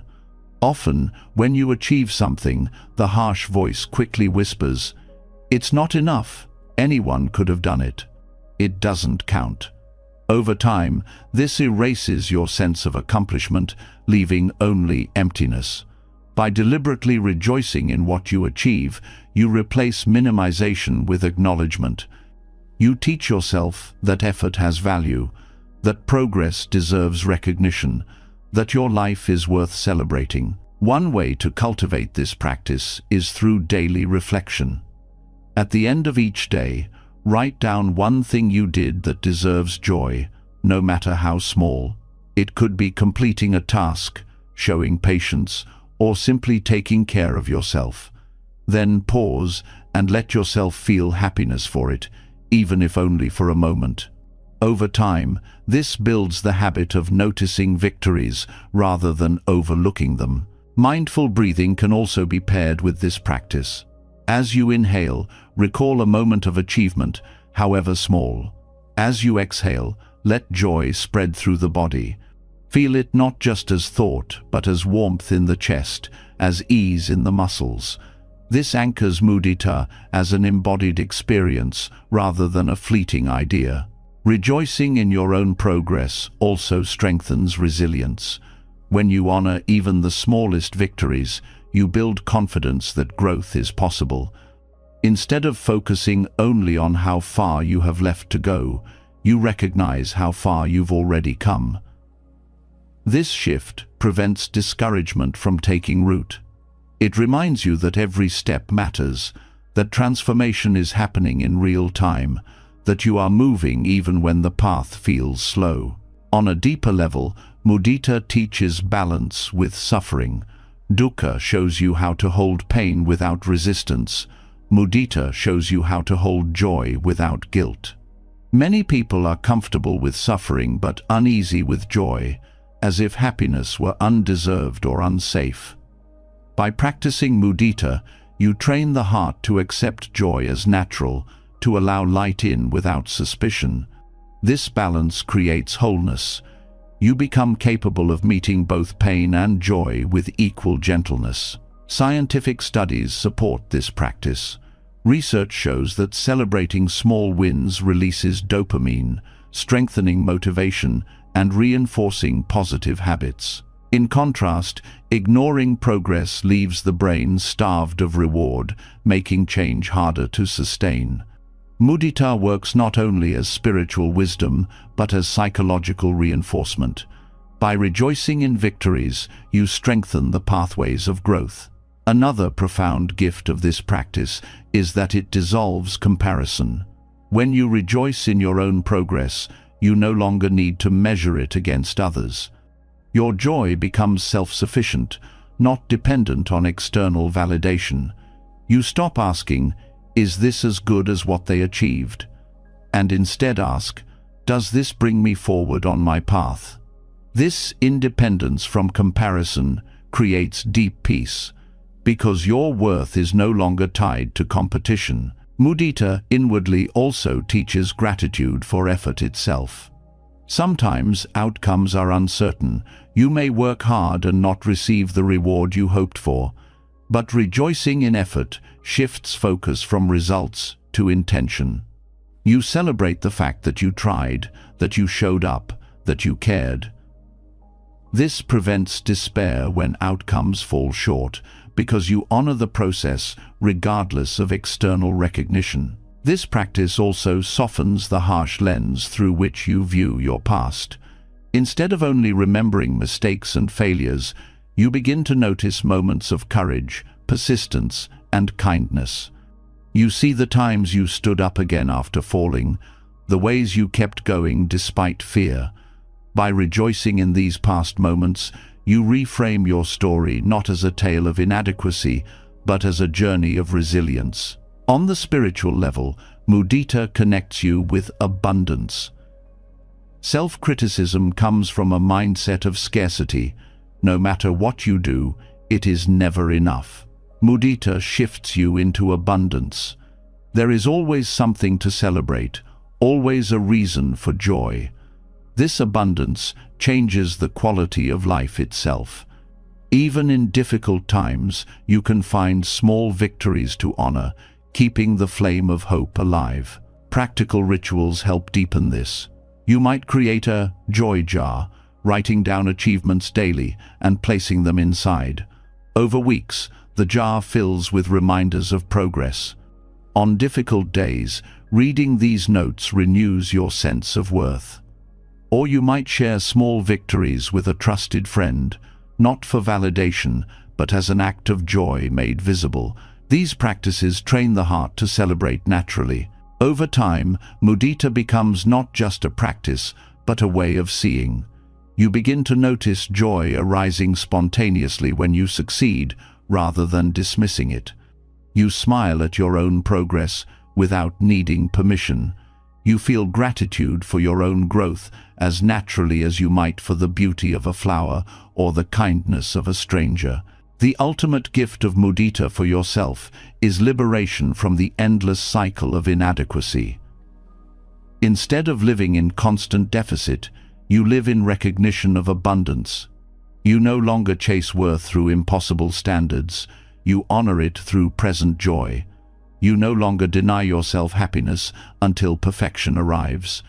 You allow it to bloom with every small step. This is the heart of mudita directed inward. To turn the same joy you would offer to a friend toward yourself. To celebrate your own victories without guilt. To replace dismissal with gratitude. It is the art of saying, "I am allowed to rejoice in myself." And when you live this way, life becomes not only bearable but radiant, because you no longer wait for permission to be happy. You give it to yourself every day, in every small triumph. Rejoicing in your own victories teaches you to recognize that joy is not something reserved for others, but a gift you are also worthy of. Every step forward, no matter how small, becomes a reminder that life is not just struggle, it is also growth, resilience, and quiet triumph.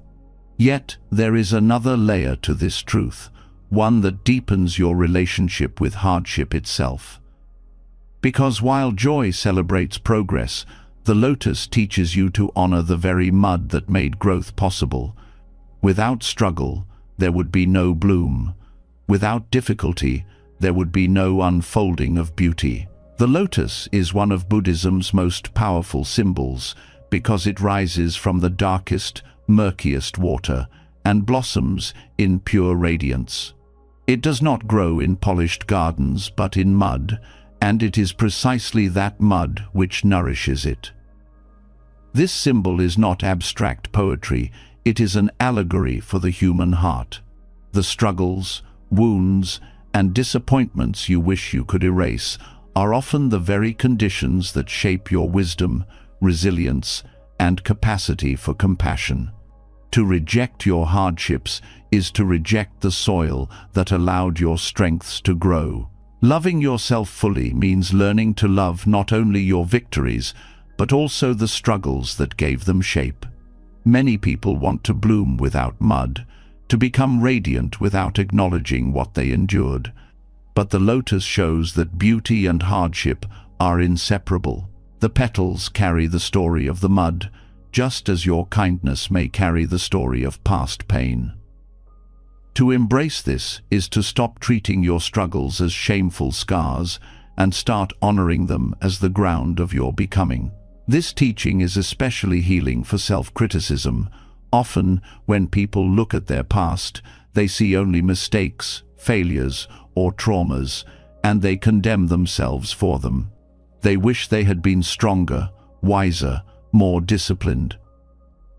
But the lotus reveals another perspective. Those very struggles are what created the depth of your heart.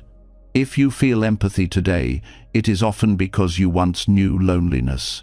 If you value patience now, it may be because you once felt the sting of frustration. Struggle shapes virtues. Instead of punishing yourself for the mud, you can thank it for the bloom. There is also a lesson in how the lotus grows. It does not bloom overnight. Slowly, inch by inch, it pushes upward through the murky water until it reaches the light.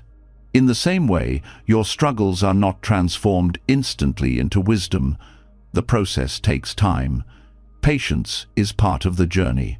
Each difficult experience is not the end of the story, but part of the gradual rise. By honoring this process, you release the demand for immediate transformation and allow growth to unfold naturally. Another dimension of the lotus teaching is resilience. The flower does not resist the mud or curse the water. It uses what is there to rise. Similarly, your hardships do not need to be rejected for you to heal. They can be transformed into fuel. Pain becomes insight. Failure becomes resilience. Loneliness becomes compassion. When you see this, you stop resenting your struggles and begin to view them as teachers that strengthen the roots of your being. On a personal level, embracing the lotus within yourself means re-evaluating the stories you tell about your life. Instead of saying, "I am broken because of what I went through," you begin to say, "I am strong because I rose from it." Instead of hiding your scars, you see them as part of your bloom.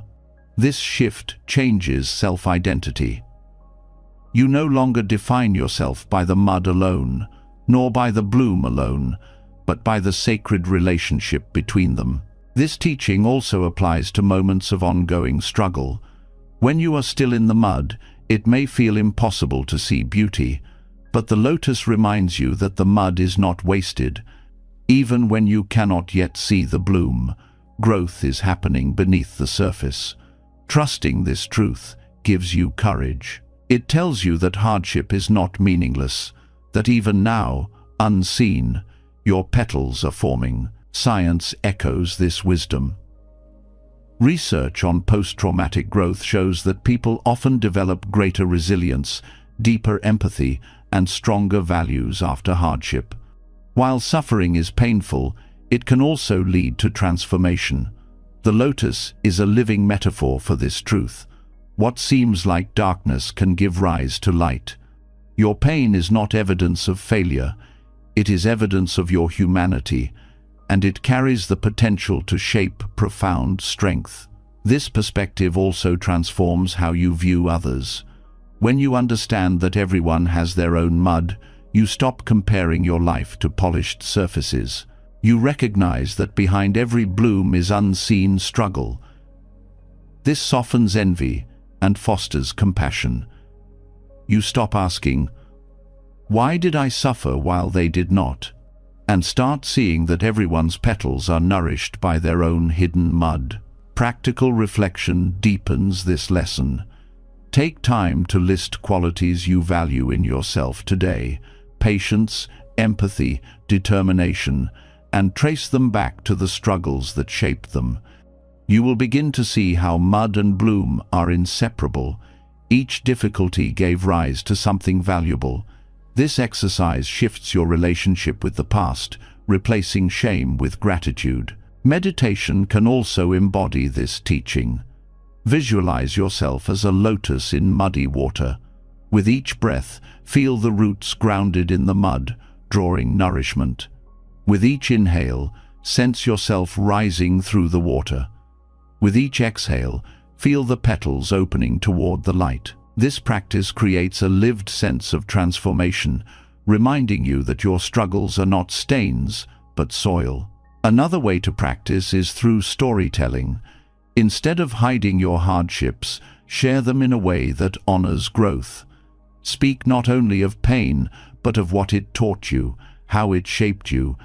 This does not glorify suffering, but acknowledges its role in your journey.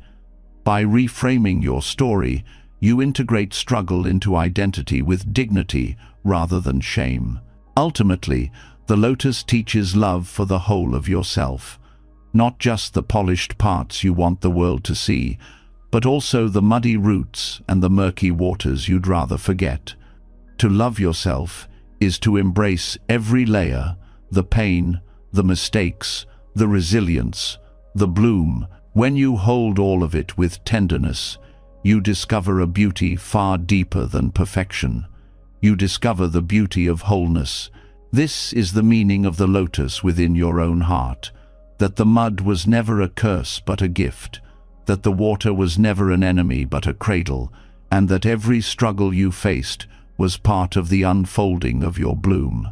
When you see this, you stop hiding from your past, stop punishing yourself for your scars, and begin to live with the quiet pride of a flower that rose from the depths to meet the light. The lotus shows that your beauty is inseparable from the mud that shaped you, that your struggles are not blemishes, but the very ground of your blooming.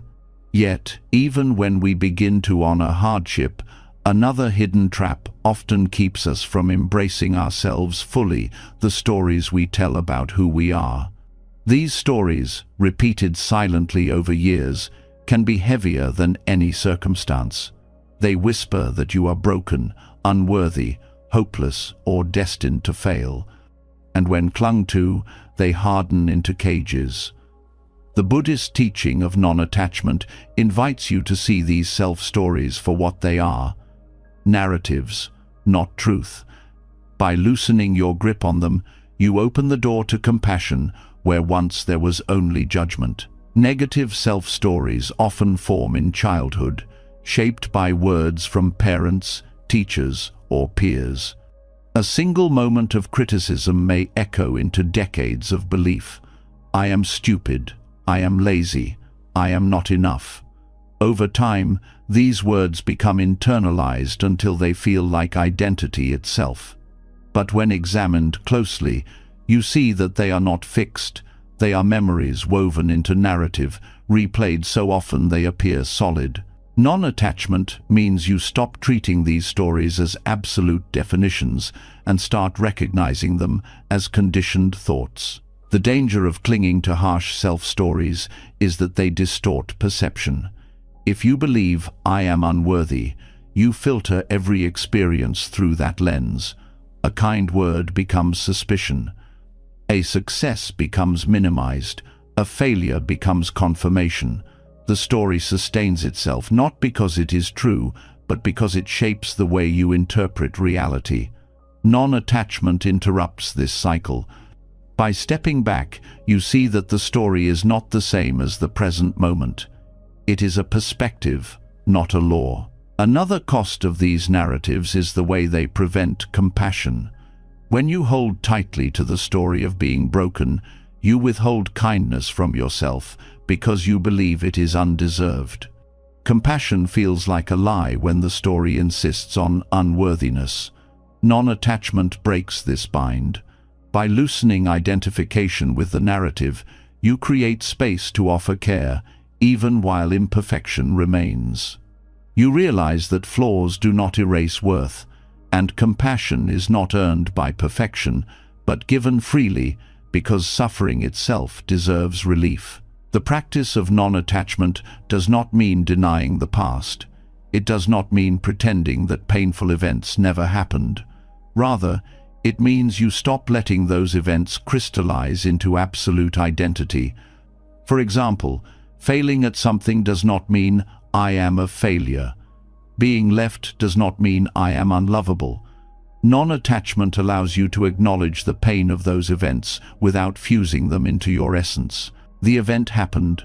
The story that you are permanently defined by it does not have to. Mindfulness is a key tool here. When a negative self-story arises, I'll never change, you can observe it like a passing cloud. Label it as a thought, not as truth. This simple recognition creates distance. Instead of drowning in the narrative, you witness it. With practice, you learn that the story always comes and goes, but the awareness that notices it remains untouched. That awareness is who you truly are, not the harsh words, but the spaciousness that holds them. Another helpful practice is inquiry. When a story repeats, gently ask, is this always true? Who told me this? Do I know it now, in this very breath? Often, the story dissolves under scrutiny. For instance, the belief I am lazy may crumble when you remember the countless times you showed persistence. The story's power lies not in accuracy, but in repetition. By questioning it, you loosen its grip. Non-attachment also involves replacing judgment with curiosity.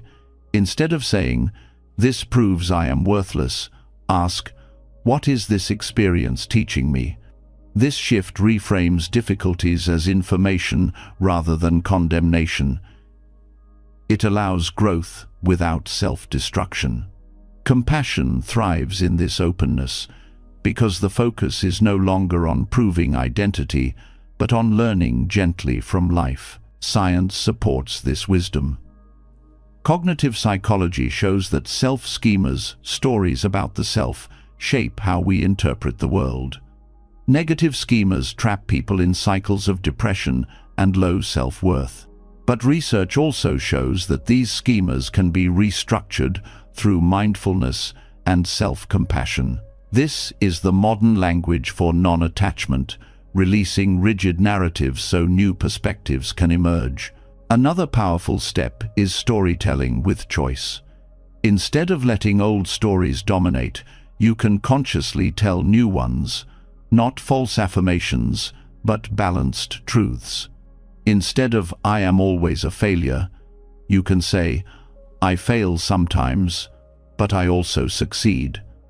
Instead of I am broken, you can say, I am healing. Each new story weakens the hold of the old, until compassion flows naturally where judgment once stood. Non-attachment also teaches patience. These stories may have lived in your mind for decades. Letting go is not instant. Sometimes the same harsh narrative will return again and again. But each time you meet it with awareness instead of belief, its roots weaken. Over time, what once felt like unshakable identity becomes background noise, no longer controlling your life. The practice of loosening self-stories also transforms relationships. When you stop clinging to, I am unworthy, you stop entering connections from a place of desperation or fear. When you stop believing, I am unlovable, you become open to receiving love without suspicion. In this way, non-attachment not only heals the inner world, but also changes how you relate outwardly. Meditation practices can embody this release. Sit quietly and let thoughts of self-definition arise. Notice them without judgment, repeating inwardly, not me, not mine. This phrase, drawn from Buddhist teachings, helps create space between awareness and narrative. Over time, you begin to feel the freedom of being more than any label, more than any story. Ultimately, non-attachment to harsh self-stories is not about erasing identity, but about softening it. You still have experiences, qualities, and preferences, but you no longer mistake them for absolute truth. You see yourself as fluid, changing, alive. This fluidity allows compassion to flow naturally because there is no rigid identity to defend or condemn. There is only awareness, present with each moment, offering care where it is needed. This is the invitation of non-attachment, to release the weight of negative narratives, to meet yourself freshly in each breath, to discover that your worth has never depended on old stories. When you live this way, compassion is no longer blocked. It rises freely, like light streaming through a window once covered in dust, illuminating the truth that you were always worthy of love. Letting go of harsh self-stories reveals that you are not chained to old narratives, not bound forever to the labels that once defined you. Yet, with that freedom comes a new responsibility, the way you choose to live now. Each thought, each action, each word becomes part of the pattern that shapes tomorrow. This is where the teaching of karma steps forward, not as a threat, not as a shadow of punishment, but as a gentle invitation to care for yourself through mindful choices. Karma has often been misunderstood as cosmic retribution, as if the universe were keeping a ledger of faults and waiting to deliver pain for every misstep. But in truth, karma is much simpler and far more compassionate. It is the natural law of cause and effect, the unfolding of conditions that arise from what we cultivate. Just as planting seeds leads to certain flowers or fruits, so too do our actions and thoughts plant the seeds of future experience. To view karma in this light is to see it not as a whip, but as guidance, reminding us that every moment offers the chance to plant seeds of kindness, patience, and care for ourselves. This perspective softens the inner critic. Instead of using karma as another reason to punish yourself, "I must deserve this suffering because of what I did," you begin to see it as a compass. The suffering you feel is not evidence of punishment. It is a signal of imbalance, an invitation to realign with compassion. If harshness leads to more pain, then gentleness is the wiser path. Karma is not saying, "You are condemned." It is saying, "Choose differently, and your path will shift." This truth gives you back agency. When you believe suffering is punishment, you feel powerless. But when you see karma as gentle accountability, you realize that change is possible. Your choices matter not in some distant lifetime only, but here and now. The way you speak to yourself today shapes the tone of your inner world tomorrow. The way you treat your body today shapes its strength and peace tomorrow. This recognition transforms small daily actions into sacred steps of self-care. It also reframes mistakes. Instead of branding them as permanent failures, karma shows them as lessons. If a harsh action creates pain, it is not proof of brokenness, but an invitation to learn. Every misstep is feedback, not a final judgment. This perspective allows you to take responsibility without drowning in guilt. You acknowledge the impact of your actions, then choose differently with compassion. Accountability becomes growth, not punishment. Mindfulness plays a central role here. To practice mindful awareness is to pause before planting seeds. Instead of reacting from habit, anger, self-criticism, avoidance, you notice the choice in front of you. If I follow this thought, will it deepen suffering or ease it? If I speak this word to myself, will it plant kindness or cruelty? In this way, karma becomes an active practice of caring for yourself with every decision. This teaching also extends to self-talk. Each phrase you direct inward is a seed. Harsh words plant bitterness that lingers, while gentle words plant ease that expands.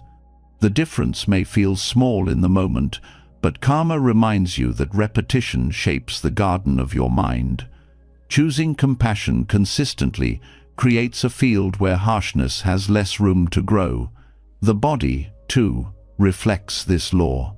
When you listen to its needs with care, resting when tired, nourishing with good food, moving with respect, you plant seeds of health and vitality. When you ignore or punish it, you plant seeds of exhaustion and disconnection. Karma here is not abstract philosophy but direct experience. How you treat yourself today creates the conditions you will live in tomorrow. Scientific studies affirm this wisdom. Habits formed through repeated choices shape neural pathways in the brain. Acts of self-criticism reinforce stress responses, while acts of compassion rewire the brain toward resilience and calm. Karma, in modern terms, is neuroplasticity. The brain changes according to the seeds you plant. This truth empowers you to cultivate inner kindness as a daily discipline, knowing each small choice contributes to long-term transformation. Another gift of this perspective is patience. Karma shows that results take time. Just as seeds need seasons to bloom, the fruits of compassionate choices may not appear instantly. This prevents discouragement. Instead of giving up when change feels slow, you trust the process. Each kind word, each mindful breath, each gentle act is part of the unseen work of growth. The bloom will come in its time, and knowing this allows you to continue without urgency or despair. Karma also encourages humility. If you are suffering, it does not mean you are cursed or beyond repair. It means certain seeds were planted, perhaps by past actions, perhaps by conditions beyond your control, and they are now bearing fruit. By meeting this with humility, you stop blaming yourself as if suffering proves failure. Instead, you accept responsibility for what you can choose now, without drowning in shame for what is already done. This practice deepens self-respect. When you live with the awareness that each choice shapes your path, you begin to honor even the smallest decisions. You no longer dismiss acts of care as unimportant. Drinking water, resting, pausing for breath, these become acts of accountability to your own well-being. Each one is a quiet promise to yourself, I will not abandon me. Over time, this builds a foundation of trust within, because you prove through action that you are committed to your own care. Another dimension of karma as gentle accountability is its role in relationships. How you treat yourself affects how you treat others. If you plant seeds of cruelty inward, they often spill outward as impatience or defensiveness. If you cultivate kindness inward, it naturally radiates outward as gentleness. Karma reminds you that caring for yourself is not selfish. It is the ground from which compassion for others grows. Meditation offers a way to embody this. Sit quietly and reflect on the seeds you plant daily.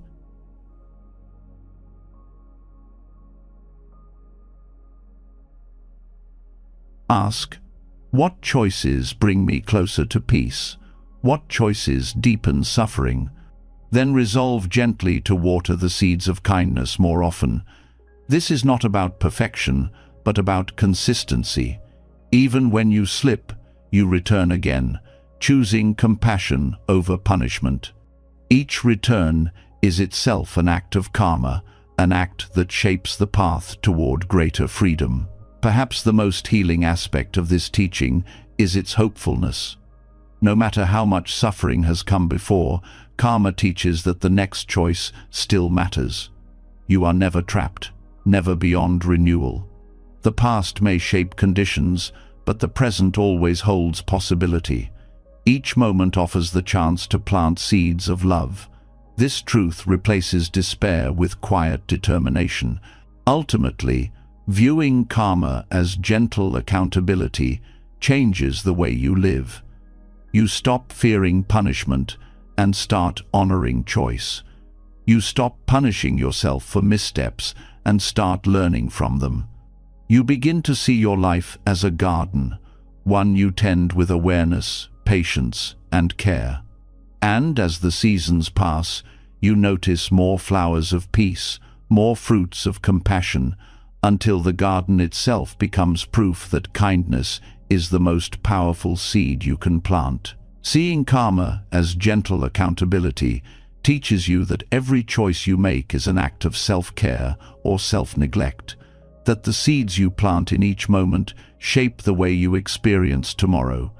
But this understanding is not meant to create pressure, it is meant to inspire gentleness. And sometimes the most profound gentleness you can offer yourself is to slow down, to release the constant push for improvement, and to allow each step to be enough. This is where walking meditation becomes a living practice of compassion, a way to embody kindness, not in thought alone, but in motion. Walking meditation is often misunderstood as simply moving slowly or taking mindful steps. But in truth, it is an invitation to inhabit your body with respect, to walk not as a task, but as a form of care. In a world that prizes speed and productivity, moving without rushing is an act of quiet rebellion. It tells your mind, I do not need to hurry to be worthy. I am allowed to be here, step by step. This practice transforms walking from a mechanical habit into a sanctuary where self-love is lived through the body. The heart of walking meditation is presence. Each step becomes a moment of awareness, not a means to an end. You are not walking to arrive, you are walking to experience. The sensation of your foot touching the ground, the shifting of weight, the rhythm of breath, all of these become anchors to remind you that this body, in this moment, is deserving of kindness. Instead of rushing forward into the future, you rest in the truth that this step, right now, is enough. This practice softens the harshness of self-improvement. Often, we treat life as a race, each step measured against the demand to be better, faster, more successful. Even self-love can become another goal to chase, another standard to fail. Walking meditation interrupts this cycle. It says, you do not need to be better while taking this step, you only need to be. By releasing the demand for progress, you allow yourself to rest in the simplicity of being alive. There is also a healing effect on the body. Many people carry stress in constant tension, shoulders hunched, breath shallow, movements rushed. Walking meditation invites release. As you walk slowly, with awareness, muscles soften, breath deepens, posture aligns. The body begins to feel safe again. This safety is not forced, but arises naturally from the rhythm of mindful steps. When your body feels cared for, your mind follows, learning to treat itself with the same patience. On an emotional level, walking meditation teaches patience with your own journey. Each step is small, almost imperceptible in progress. Yet, step by step, distance is covered. This mirrors the process of healing. Growth is not dramatic leaps, but quiet consistency. By practicing walking meditation, you embody the truth that progress does not need urgency. It unfolds naturally as long as you keep stepping with awareness. This practice also strengthens connection between mind and body. In daily life, many people live detached from their physical presence, lost in thought, moving unconsciously. Walking meditation restores unity. You feel the ground beneath your feet, the sway of your arms, the beat of your heart. You return to the reality that you are not only a mind that criticizes, but also a body that breathes and moves. This reconnection nurtures self-respect, because you experience yourself not as an idea, but as a living being. Another dimension of walking meditation is freedom from urgency. The world constantly tells you to hurry, hurry to achieve, hurry to heal, hurry to prove your worth. By choosing to walk slowly, deliberately, you break this conditioning. Each slow step is a statement that you do not need to rush to earn love. This practice is not laziness but liberation, the recognition that life is not measured only by speed, but by depth of presence. Walking meditation also becomes a way to integrate mindfulness into daily life.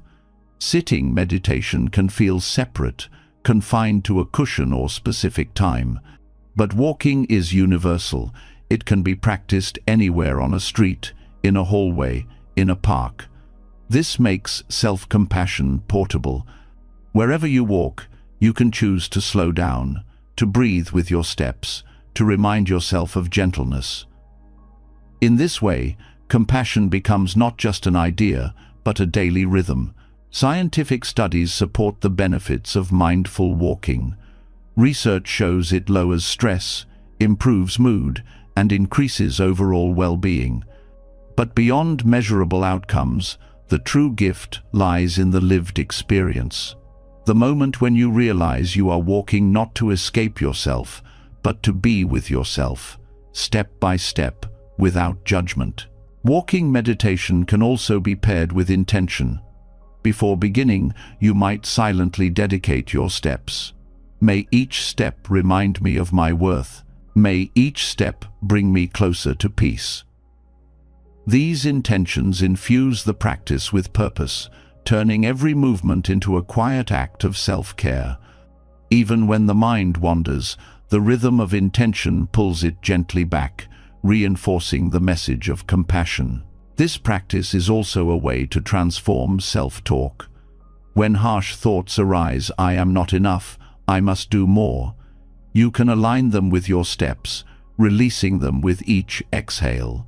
Each step becomes a letting go of the burden of criticism, a reminder that you are moving forward without needing to carry unnecessary weight. Over time, the body learns this rhythm of release, and harsh thoughts lose their power. Walking meditation is especially healing when practiced outdoors. The natural world mirrors its teachings. Trees grow slowly, rivers flow at their own pace, the earth moves without rush.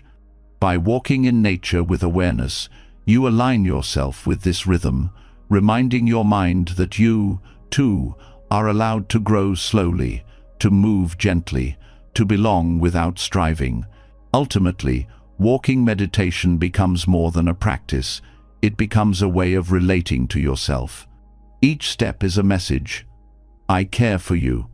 I will not rush you. I will walk with you. This message counters years of self-neglect, teaching the heart that it deserves patience. Step by step, compassion is no longer abstract. It is felt in the soles of your feet, in the rhythm of your breath, in the quiet presence of being. This is self-compassion in motion, not spoken only in words or thought, but lived through every step you take. When you allow yourself to move slowly, to walk with care, you prove to yourself that love is not something distant. It is present in the rhythm of your life, carried forward with each gentle step. Each step taken in walking meditation affirms that you are allowed to move gently, without rushing toward an imagined finish line. The body learns patience, and the heart remembers presence. Yet, even as the body slows, another current often flows beneath the surface, the voice inside your mind. For many, this voice is not gentle. It criticizes, compares, and repeats words you would never say to someone you love. If walking meditation teaches compassion in motion, then the next step is learning compassion in language. This is where the Buddhist principle of right speech, turned inward, becomes essential. Right speech traditionally refers to how we communicate with others, speaking truthfully, kindly, and with purpose. But the most constant dialogue you will ever have is the one with yourself. Every day, From the moment you wake until sleep, you are speaking inwardly, commenting on your choices, interpreting your experiences, narrating your worth. If these inner words are harsh, they carve deep grooves of suffering. If they are kind, they create space for peace. To practice right speech inwardly is to recognize the power of this inner dialogue and to choose words that heal rather than harm. The first step is awareness. Most people are not conscious of how cruel their self-talk can be. A simple mistake may trigger automatic thoughts like, "I'm so stupid," or "I can never get anything right." These words may feel casual, but repeated daily they become powerful reinforcements of negative identity. Awareness means catching these phrases, hearing them clearly, instead of letting them slip by unnoticed. When you become aware, you can begin to choose differently. The second step is discernment. Right speech outwardly is guided by questions. Is it true? Is it kind? Is it useful? These same questions can be turned inward. When the thought arises, "I am worthless," you can ask, "Is this true? Is this kind? Is this useful?" The answer is clear. It fails on all three counts. By holding self-talk to the same standard you would apply to others, you dismantle the habit of cruelty. This practice is not about forcing positive affirmations that feel hollow. It is about aligning your inner words with honesty and compassion. Instead of saying, "I am terrible at everything," you might say, "This didn't go well, but I can learn from it." Instead of, "I am lazy," you might say, "I need rest, and I will return with energy." These adjustments are subtle but powerful. They acknowledge reality without embedding judgment. Right speech inwardly also means avoiding exaggeration. The inner critic often speaks in absolutes: always, never, everyone, nothing. These words intensify suffering, making challenges feel permanent and overwhelming. By noticing exaggeration and replacing it with balance, you soften the blow. "I always fail" becomes, "I struggled this time." "I never do anything right" becomes, "I made a mistake, but I have also succeeded before." This shift restores perspective and prevents despair. Another aspect of this practice is tone. Even when words are technically neutral, the tone of inner speech can be harsh. Saying, "You need to try harder," can feel like encouragement or condemnation, depending on the tone. Right speech inwardly involves adopting a tone of kindness, the way you might speak to a child or a dear friend. This tone communicates safety, turning even corrective thoughts into supportive guidance rather than attacks. The practice also extends to silence. Sometimes, right speech means not speaking at all, even inwardly. When the mind races with criticism, choosing silence can be healing. Taking a breath, returning to presence, and letting go of commentary allows the nervous system to rest. Silence itself can be an act of compassion, breaking the cycle of constant inner judgment. Scientific research supports this practice.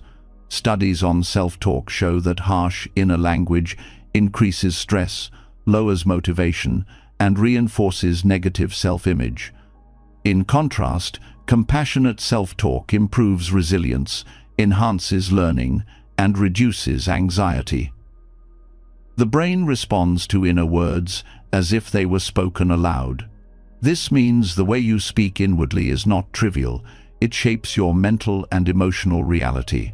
To cultivate this skill, you can practice journaling with awareness of tone. Write down common self-criticisms, then rewrite them as if you were speaking to someone you love. Over time, this exercise trains the mind to adopt kinder language naturally. Another practice is pausing during moments of stress and repeating a chosen phrase of compassion. "May I be patient? May I be gentle. May I keep trying. These phrases become anchors, interrupting harsh patterns and replacing them with care. The impact of right speech inwardly extends beyond personal peace. When you learn to speak to yourself with kindness, your outer words also change. You become less likely to lash out at others because the harshness inside has softened. Relationships deepen because the compassion you cultivate inwardly radiates outward. In this way, right speech inwardly is not only self-care, but also a gift to those around you. Ultimately, practicing right speech with yourself means no longer being your own bully. It means refusing to allow your inner world to be poisoned by words you would never accept from anyone else. It means creating a dialogue of honesty, kindness, and encouragement that supports healing instead of hindering it. Each word you speak inwardly becomes part of the garden of your heart. When those words are kind, the garden flourishes. This is the heart of right speech turned inward. To recognize that your inner voice is powerful, to treat it as carefully as you would treat your words to others, and to use it as a constant practice of compassion. By choosing honesty without cruelty, correction without judgment, and encouragement without exaggeration, you create an inner world where self-love is not an abstract concept, but a lived reality, spoken in every thought and every phrase that arises within. Speaking inwardly with kindness turns your mind from a battlefield into a softer space where healing can take root. But even when your language grows gentler, you may still feel the noise of many voices inside you. The critic, the dreamer, the fearful one, the hopeful one, they all speak, sometimes in harmony, often in conflict. Instead of silencing or rejecting them, the path forward is learning to see these voices as members of an inner community, each with something to say, each deserving respect. This is the practice of building a sangha within. In Buddhist tradition, sangha refers to the community of practitioners who support one another on the path. It is the group that reminds you of wisdom when you forget, that lifts you when you stumble, that reflects your value when you doubt. To cultivate a sangha within is to extend this principle inward. The many parts of yourself, the anxious child, the disciplined adult, the weary soul, the joyful spirit, can be seen not as enemies, but as companions walking alongside you. Instead of battling them, you learn to befriend them. The first step is recognition. Often, inner voices are lumped together into a vague sense of unease. You feel bad or not enough without identifying who is speaking inside. Recognition means slowing down and listening carefully. You may hear the critic insisting you must do better, the fearful voice warning you of danger, the tender voice longing for rest. By naming these voices, you give them form, and once they are seen, they can be addressed with compassion rather than ignored or suppressed. The second step is respect. Even harsh voices often arise from a protective instinct. The inner critic may sound cruel, but often it is trying to shield you from failure by pushing you to improve. The fearful voice may hold you back, but it is also trying to keep you safe. Respect means acknowledging the intention beneath the tone. You do not need to obey every voice, but you can thank it for its concern. This softens the inner climate, replacing hostility with understanding. Befriending these voices also means balancing them. No single voice should dominate the sangha within. When the critic is too loud, the nurturing voice must also be heard. When fear takes over, the voice of courage must be invited forward. This balancing act is not about silencing, but about ensuring all members of your inner community are included. Like any healthy sangha, the goal is harmony, not uniformity. This practice also involves leadership. You are not at the mercy of your voices. You are the one who holds them together. Think of yourself as the facilitator of this inner community. You listen to each member, acknowledge their concerns, and then guide the group toward wise action. This role requires patience and compassion, not force. Leadership in this sense means treating yourself as both listener and guide, creating unity out of diversity. Scientific psychology echoes this truth. Internal family systems therapy, for example, views the mind as composed of many parts, each with its own role.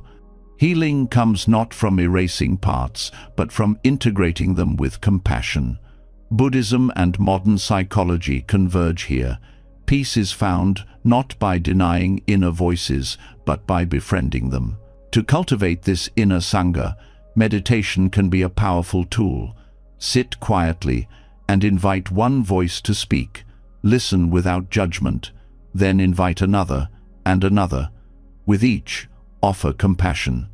Over time, this practice builds familiarity and respect. Instead of being overwhelmed by inner conflict, you learn to host it with calmness, creating space where all voices are heard, but none dominate. Another practical method is journaling dialogues. Write down a concern from the perspective of one inner voice, then respond from another. For example, the critic may say, "You are failing." The nurturing voice may reply, "You are trying, and that matters." By allowing these exchanges to unfold on paper, you make the Sangha within visible, creating clarity and balance. This practice changes how you respond to struggle. Instead of collapsing into one voice, often the harshest, you recognize the chorus. You realize that even in moments of self-doubt, there are other parts of you offering patience, hope, and strength. Listening to the full Sangha helps you act from wisdom rather than fear. Over time, the Sangha within becomes a source of stability. When external support is absent, you know you can turn inward to a community that includes all of you. No part is exiled, no voice is silenced. You carry your own companionship, complete and whole. This inner unity strengthens outer relationships too, because when you learn to meet your own voices with compassion, you extend the same respect to others. Ultimately, befriending your inner voices is about ending the civil war inside. It is about recognizing that every part of you, even the ones that sound harsh or fearful, belongs. When you create an inner Sangha, you no longer live divided against yourself. You live as a community in harmony, guided by compassion, supported from within. This is the practice of wholeness, the realization that you are not fragments to be fought over, but a gathering of voices deserving to be heard, respected, and loved. When the Sangha within is welcomed with compassion, the voices inside you no longer feel like enemies but companions with something to teach. Yet, even as harmony grows, one habit often lingers stubbornly, the tendency to carry old conclusions about who you are. Stories of failure, of weakness, of not being enough, repeat themselves so often that they begin to feel like unshakable truth. These assumptions weigh heavily, leaving little room for freedom.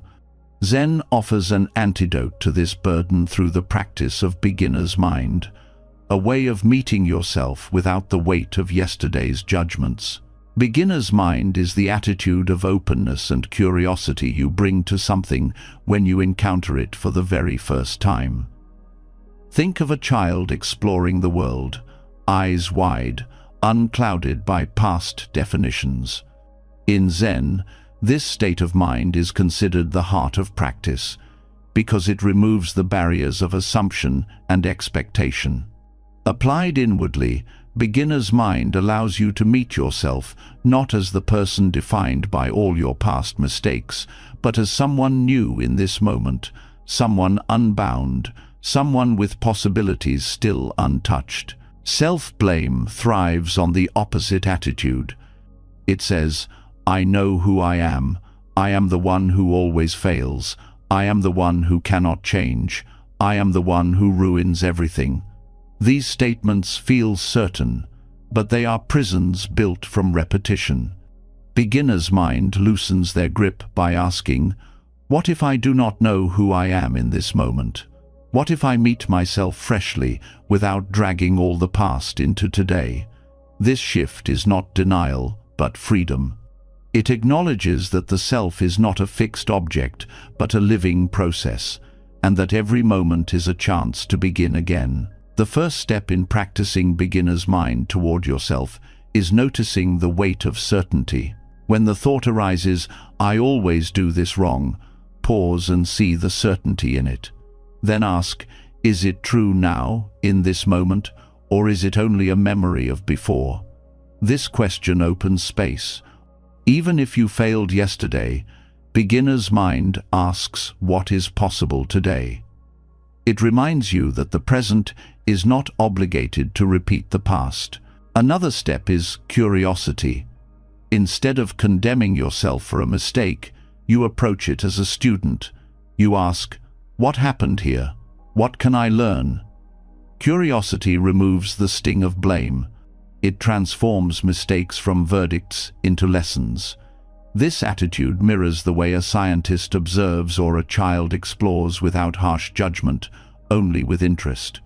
By practicing curiosity toward yourself, you replace the burden of blame with the energy of discovery. Beginner's mind also changes how you approach growth. Instead of demanding that you know everything or succeed instantly, you allow yourself to be a learner. A beginner is expected to stumble, to try again, to progress gradually. When you apply this mindset inwardly, you release the unrealistic expectation of perfection. You treat yourself as someone learning the art of being alive, not as someone who must already have mastered it. This shift dissolves shame and invites patience. On a deeper level, beginner's mind means loosening identification with old labels. The words failure, weak, broken are not truths, but conclusions formed by past experiences. Beginner's mind asks you to drop them, even for a moment, and see who you are without them. Perhaps you are more resilient than you realized. Perhaps you carry strengths overlooked while focusing on flaws. This openness reveals dimensions of yourself that blame had hidden. Scientific studies echo this wisdom. Research in psychology shows that adopting a growth mindset, seeing yourself as capable of learning rather than fixed in traits, leads to greater resilience and success. Beginner's mind is the spiritual parallel to this, reminding you that identity is fluid, not fixed, and that each moment is an opportunity to start anew. Meditation can embody this practice. Sit quietly and breathe, allowing thoughts of identity to arise. I am this, I am that. With each thought, gently say, maybe, maybe not. Then return to the breath, meeting it as if for the first time. This practice trains the mind to release certainty and cultivate openness. Over time, the grip of self-blame weakens because it cannot survive without certainty. Another exercise is to approach daily tasks with fresh eyes. When brushing your teeth, eating, or walking, notice the details as if you had never done them before. The texture, the rhythm, the sensations. This habit of freshness extends inward. If even brushing your teeth can be new, perhaps you too can be new in each moment. This realization softens old narratives and makes room for compassion. Beginner's mind also transforms how you view your future. Self-blame often projects past failures forward, insisting you will repeat them endlessly. Beginner's mind interrupts this pattern by saying, I do not know what is possible yet. This openness restores hope. Instead of assuming the worst, you remain curious about what might unfold. Hope grows not from certainty, but from openness to possibility. In relationships, this practice brings renewal. When you drop assumptions about yourself, you also drop assumptions about how others see you. Instead of assuming judgment, you remain open to kindness. Instead of assuming rejection, you remain open to connection. This openness fosters authenticity because you no longer act from fear of old stories but from presence in the moment. Ultimately, beginner's mind teaches that you are never fully defined by your past. Each day, each breath, offers a new beginning. Self-blame loses its power because its certainty crumbles. You no longer carry the heavy identity of the one who failed, but step into the lightness of being a learner, open to discovery, free to grow. This practice does not erase your history, but reframes it as part of an unfolding process, one that is not finished and never fully fixed. This is the gift of Zen beginner's mind, the ability to meet yourself as new, to release the heavy burden of old conclusions, and to allow compassion to replace blame. When you live this way, every moment becomes a doorway to freedom. You no longer ask, "Who am I?" with despair. You ask it with curiosity, and in that openness, you discover that who you are is not limited by yesterday, but alive in the possibilities of today. Meeting yourself with beginner's mind breaks the weight of certainty, allowing you to see each day as a chance to begin again. But even when blame softens, another layer of suffering often remains: the urge to measure your life against others. You see their successes, their appearances, their paths, and something inside whispers, "I am less." This comparison is one of the deepest roots of self-criticism.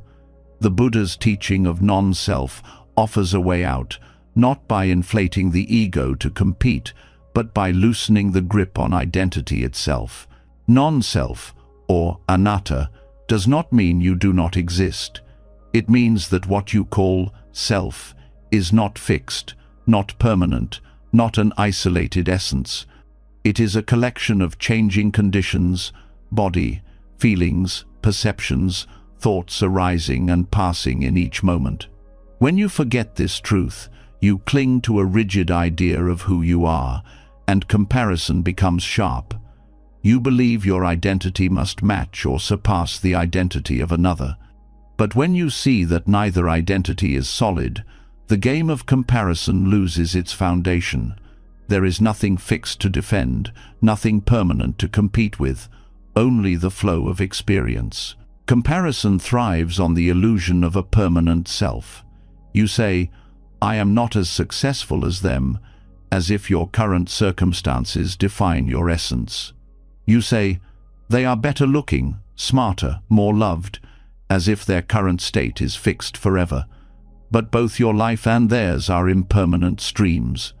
Today's triumph can fade, today's struggle can transform, and nothing about either defines an eternal truth. Non-self reveals that comparing fixed selves is like comparing shadows. They shift with the light and hold no solid substance. The first step in practicing this teaching is noticing how tightly you cling to identity.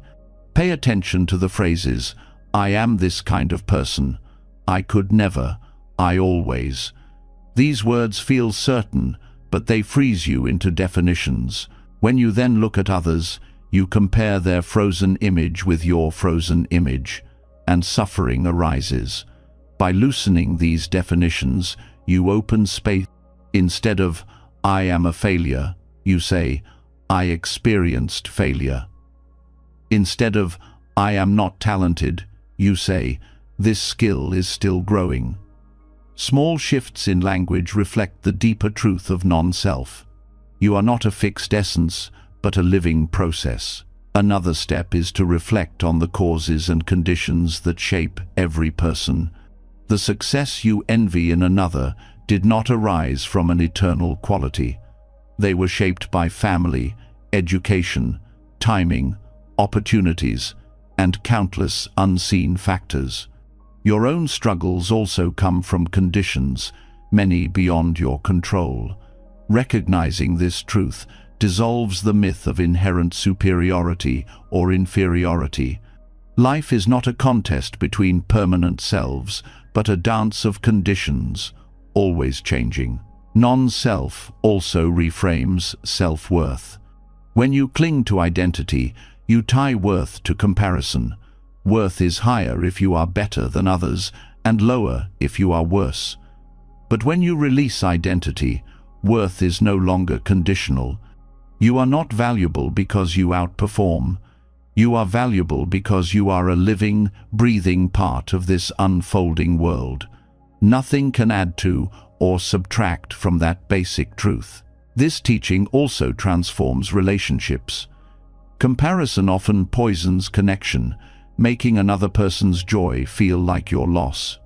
But when you see non-self, you realize their success is not a threat to you, because there is no fixed self to protect. Their joy becomes part of the shared human story, and you can celebrate it without resentment. This shift brings peace, because you no longer carry the constant weight of measuring your place against others. Meditation can deepen this understanding. As you sit, observe thoughts of comparison arise. Notice how quickly they attach to identity, I am less than them. Then, gently release by reminding yourself, this thought is not me. This identity is not fixed. Return to the breath, the body, the present, where no comparison exists. With practice, these thoughts lose their hold, because you see their emptiness directly. Science offers support here too. Studies show that constant social comparison fuels anxiety, depression, and low self-esteem. But practices of mindfulness, which align with non-self, reduce comparison by anchoring attention in direct experience rather than in imagined identity. When you focus on being rather than on defending a self, comparison fades. Another dimension of this teaching is compassion. When you see that others are also not fixed selves but beings shaped by conditions, you soften. The one you envy may also suffer deeply. The one you compare yourself against may carry hidden pain. This awareness shifts comparison into empathy. You stop asking, am I better or worse? And begin asking, how can I meet both myself and them with kindness? Non-self also brings humility. You realize that achievements are not the result of an eternal superior self, but of conditions that aligned. This humility protects against arrogance and fosters gratitude. At the same time, you see that struggles are not proof of an inferior self, but conditions that can change. This perspective prevents despair and fosters patience. To integrate this teaching daily, practice releasing labels. When you catch yourself saying, I am always behind, pause and ask, is this a permanent truth or a temporary condition? When you see it is temporary, the sting of comparison lessens. You begin to experience yourself as fluid, not trapped in a fixed role. Ultimately, non-self frees you from the exhausting game of comparison. Without a fixed identity to defend, you are no longer bound to measure your life against others.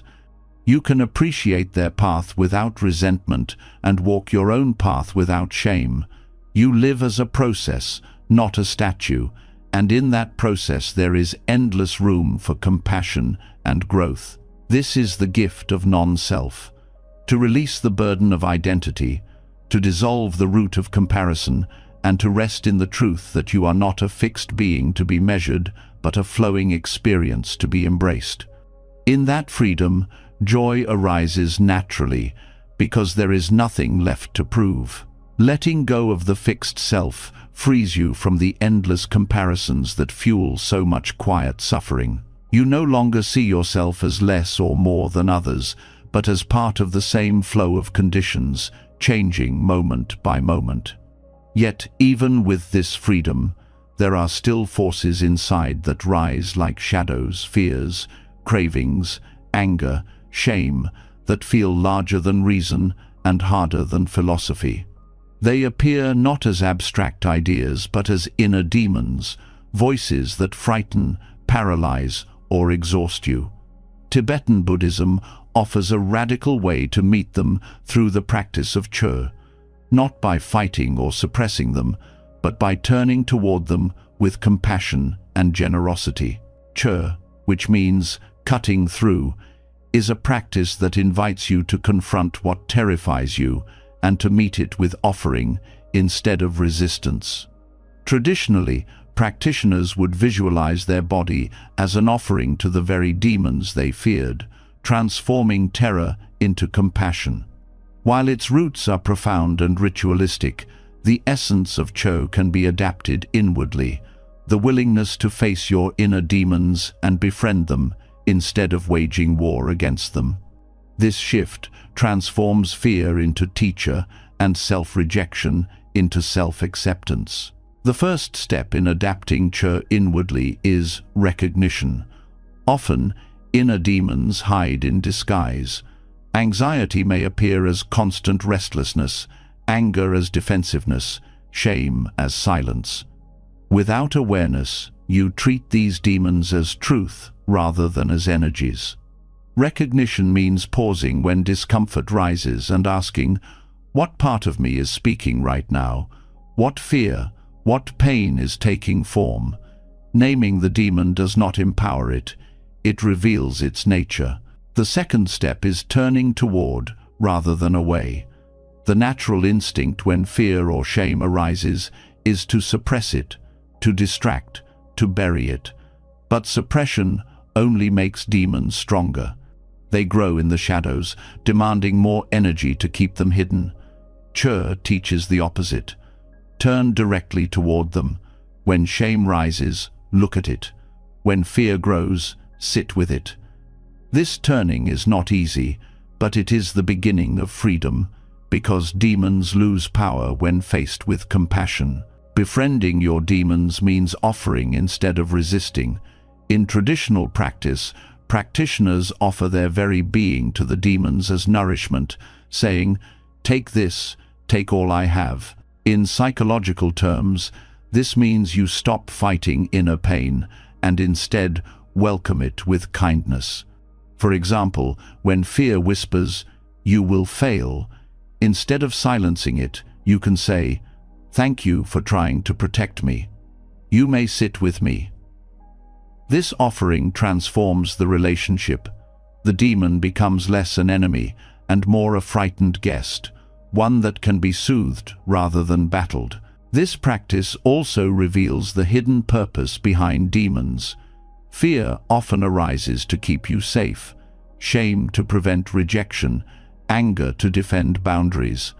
While their methods may be harsh, their intention is often protection. When you meet them with compassion, you begin to see their function. You can say, "I see you are trying to protect me, but I no longer need your methods. I choose a gentler way." This recognition honors the part of you that suffered enough to create these defenses while freeing you from being ruled by them. Che also teaches surrender of ego. Much of the fear around demons comes from clinging to a fixed sense of self that must be defended at all costs. When you release this clinging, demons lose their target. If there is no rigid self to protect, fear loses its urgency. Offering yourself to your demons symbolically represents this surrender. You no longer fight to preserve an image of perfection, but allow yourself to be human, flaws and all. Modern psychology reflects these truths. Exposure therapy shows that facing fears reduces their hold, while self-compassion practices soften the impact of shame and anger. Neuroscience demonstrates that avoidance strengthens fear circuits, while mindful acceptance rewires them toward calm. Che embodies these principles on a spiritual level, reminding us that what we resist persists, but what we embrace with compassion transforms. Practical exercises can bring this teaching into daily life. When a strong emotion arises, instead of reacting or repressing, close your eyes and visualize it as a figure, a demon of fear, shame, or anger. Picture its form without judgment. Then, instead of pushing it away, offer it kindness. Say inwardly, "I see you. I know you arose to protect me. May you be at peace." This visualization creates space between you and the emotion, transforming it from threat to teacher.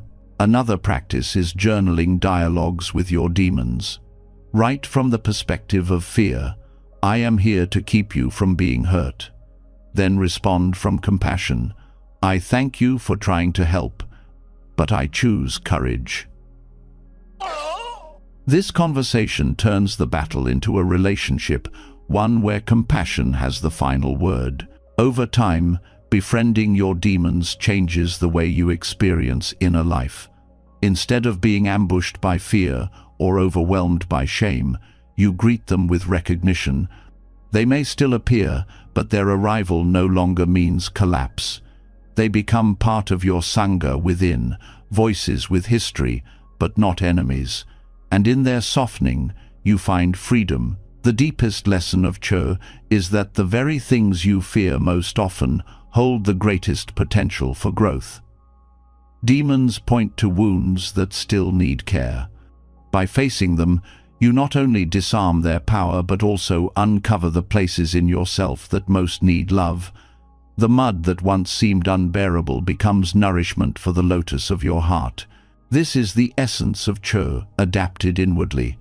To stop running from your demons, to stop silencing them, and instead to meet them with generosity. In that offering, the war within ends. Fear loses its sharpness, shame loses its grip, and anger loses its fire. You no longer live as a battlefield but as a sanctuary, where even your darkest parts are welcomed with compassion.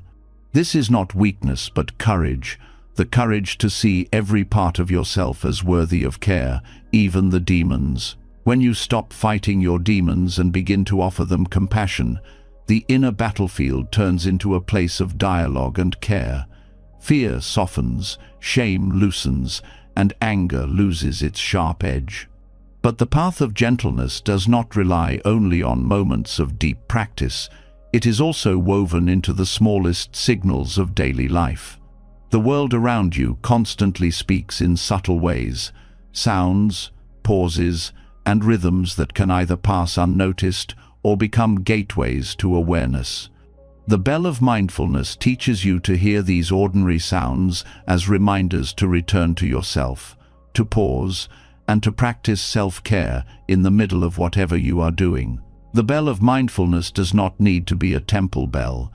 It can be the ding of a phone notification, the chime of a clock, the sound of a kettle boiling, or even the closing of a door. Each sound can be treated as a call, a gentle hand placed on your shoulder, saying, "Come back to yourself. This is the moment to breathe. This is the moment to care." By adopting this perspective, you transform the noise of daily life into invitations for compassion. The practice begins with intention. Instead of reacting automatically to sounds, you set the intention to treat them as cues for presence. For example, when your phone buzzes, instead of rushing to check it with tension, you pause, take a breath, and smile inwardly. You remind yourself, "I am here. I am alive. I deserve care." Only then do you continue. This tiny shift changes the energy of the moment. The sound no longer drags you into restlessness. It brings you back to gentleness. Each pause creates space in your nervous system. Modern life is often filled with constant stimulation, leaving little room to breathe. By turning sounds into bells of mindfulness, you interrupt the cycle of reactivity. A single breath, taken with awareness, lowers stress, calms the mind, and signals safety to the body. Over time, these pauses accumulate, creating a baseline of calmness and compassion woven into the fabric of your day. This practice also reshapes your relationship with time. The chime of a clock can feel like pressure, a reminder that hours are slipping away. But when you hear it as a bell of mindfulness, it becomes a reminder not of urgency, but of presence. Instead of thinking, "I am behind," you say, "This moment is mine to live fully." Time shifts from enemy to companion, guiding you gently instead of chasing you harshly. Another dimension of this practice is its ability to transform annoyance into care. Sounds like traffic noise, alarms, or interruptions can feel irritating, but when reframed as bells of mindfulness, they become opportunities to breathe and return. Even unpleasant sounds can be turned into reminders of compassion. This does not mean you deny frustration, but you use it as a bridge back to presence. In this way, the external world becomes a teacher rather than a distraction. The bell of mindfulness also strengthens the habit of self-love. Each time you pause and breathe in response to a sound, you are telling yourself, "I matter enough to stop." This simple act builds trust within. Over time, your inner self begins to believe the message that you are cared for, that you will not be abandoned in busyness, that your well-being is important. This trust becomes a foundation for deeper healing. Scientific studies affirm the power of micro-pauses. Research shows that even short breaks of mindful breathing reduce cortisol, improve focus, and enhance emotional regulation.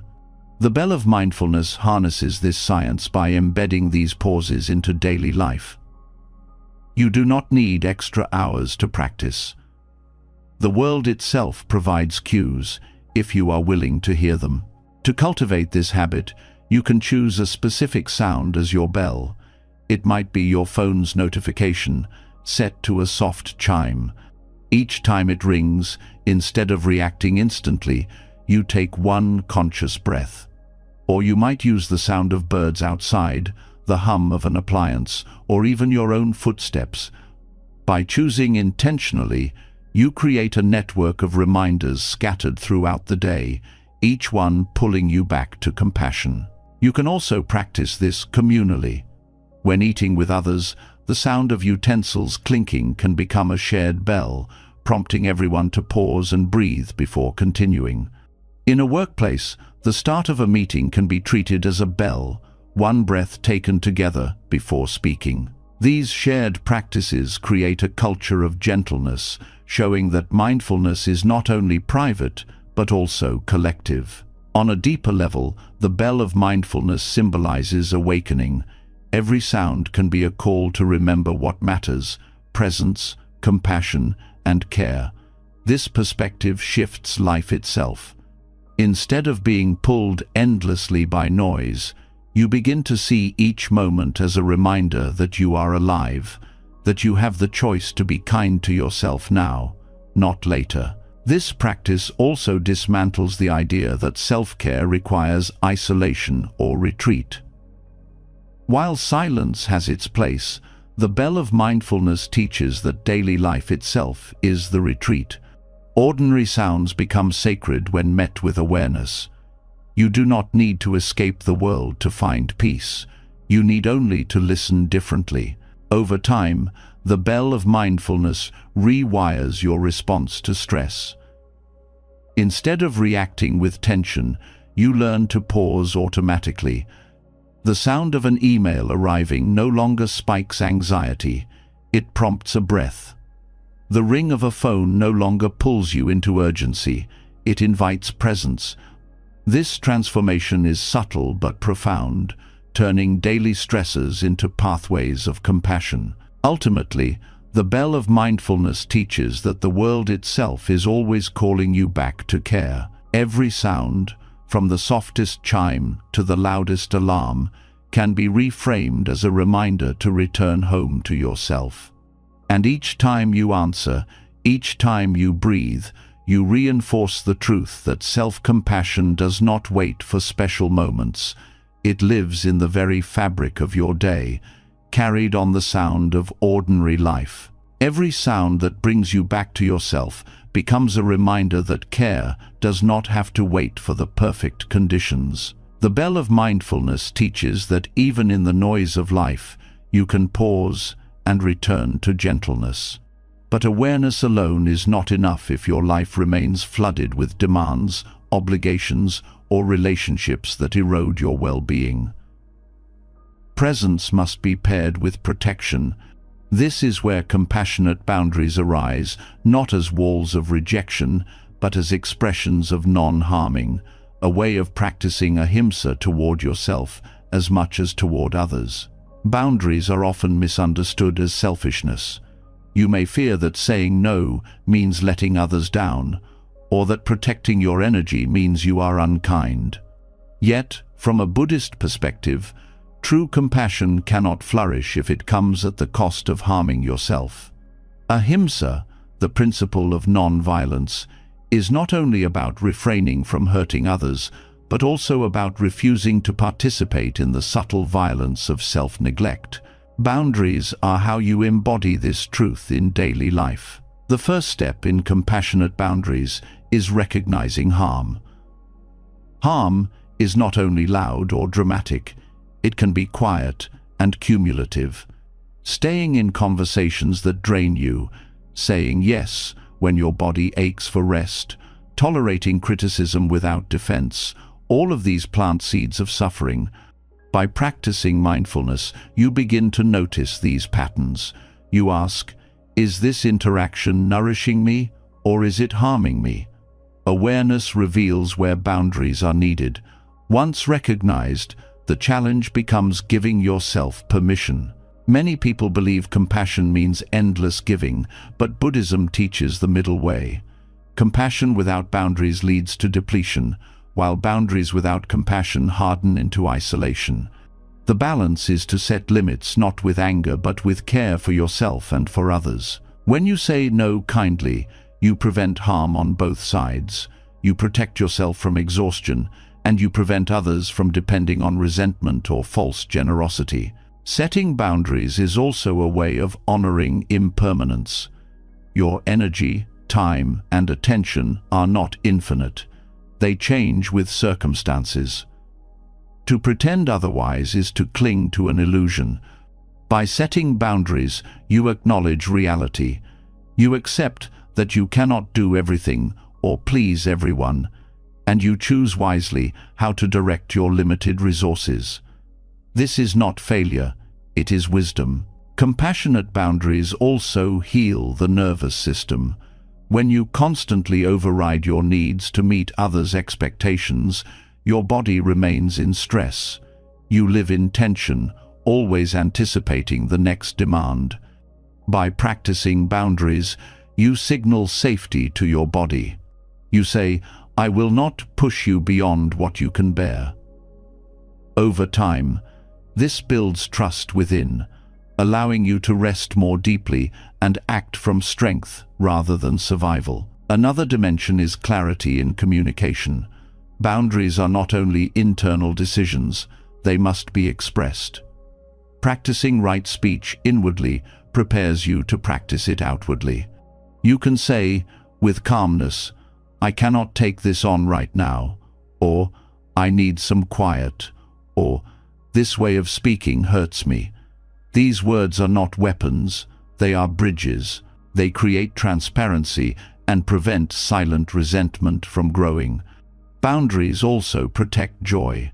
Without them, your days may fill with obligations that leave no space for what nourishes you: creativity, rest, connection, play.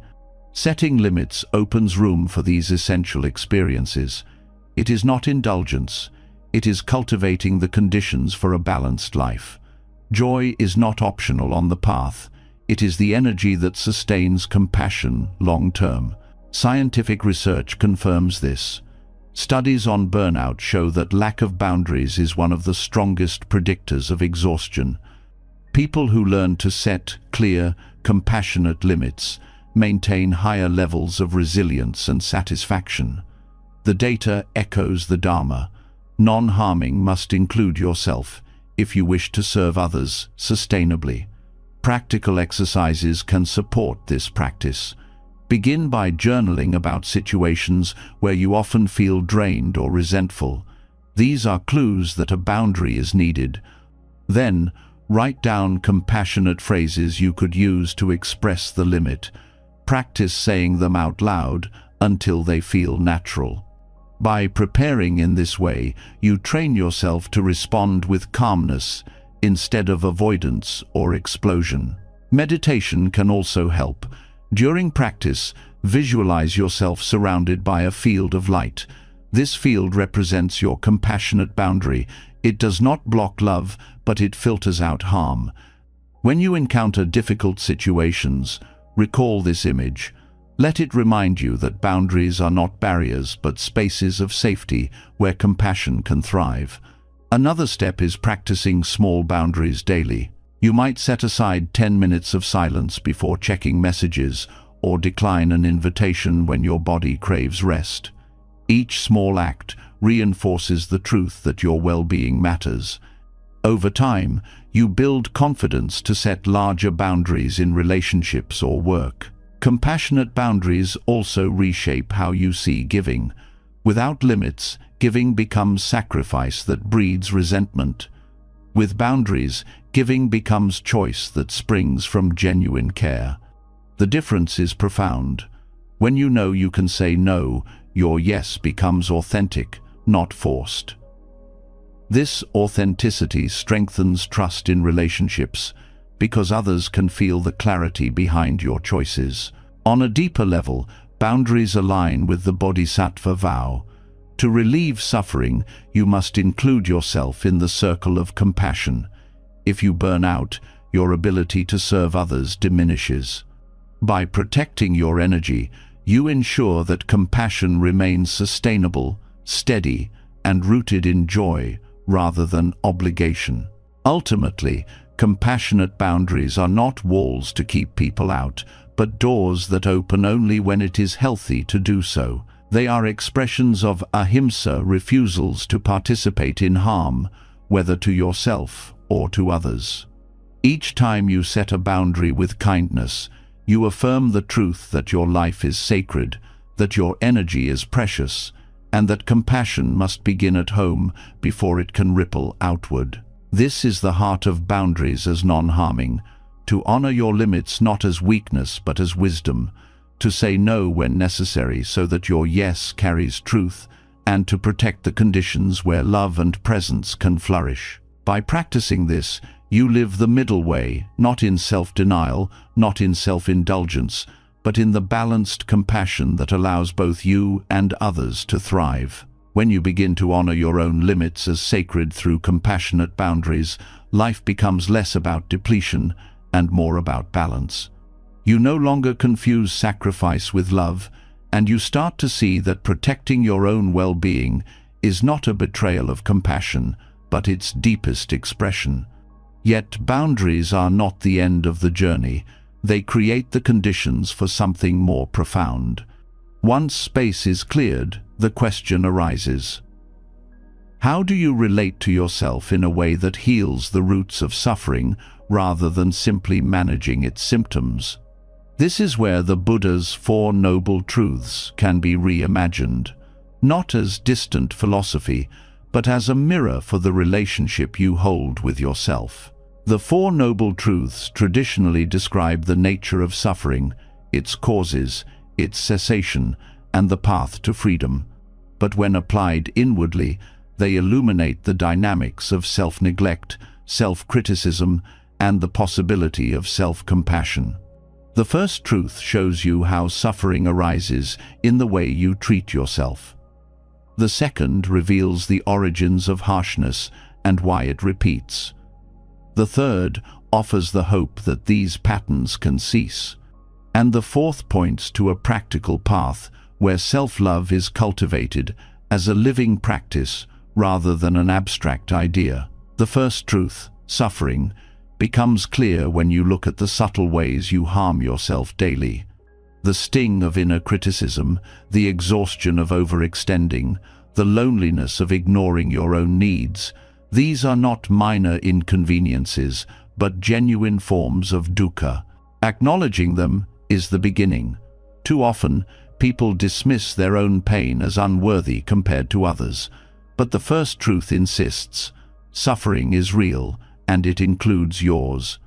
Until you recognize this, healing cannot begin.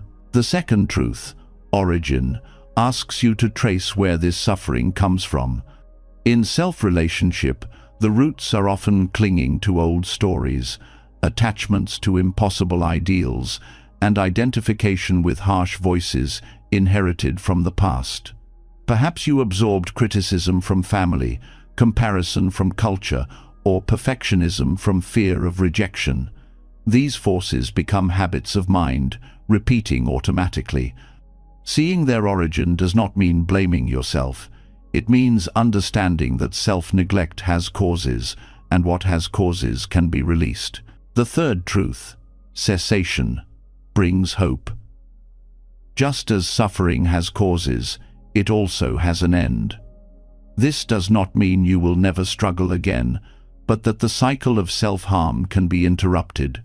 When you learn to loosen old stories, when you choose compassion over punishment, when you rest instead of driving yourself past exhaustion, suffering begins to dissolve.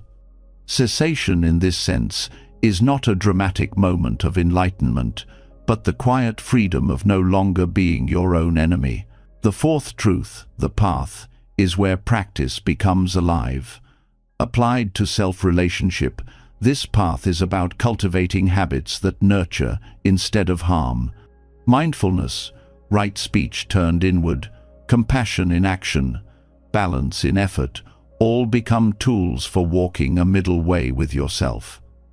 Each practice reinforces the message, I am included in compassion. The path is not linear, and it does not demand perfection.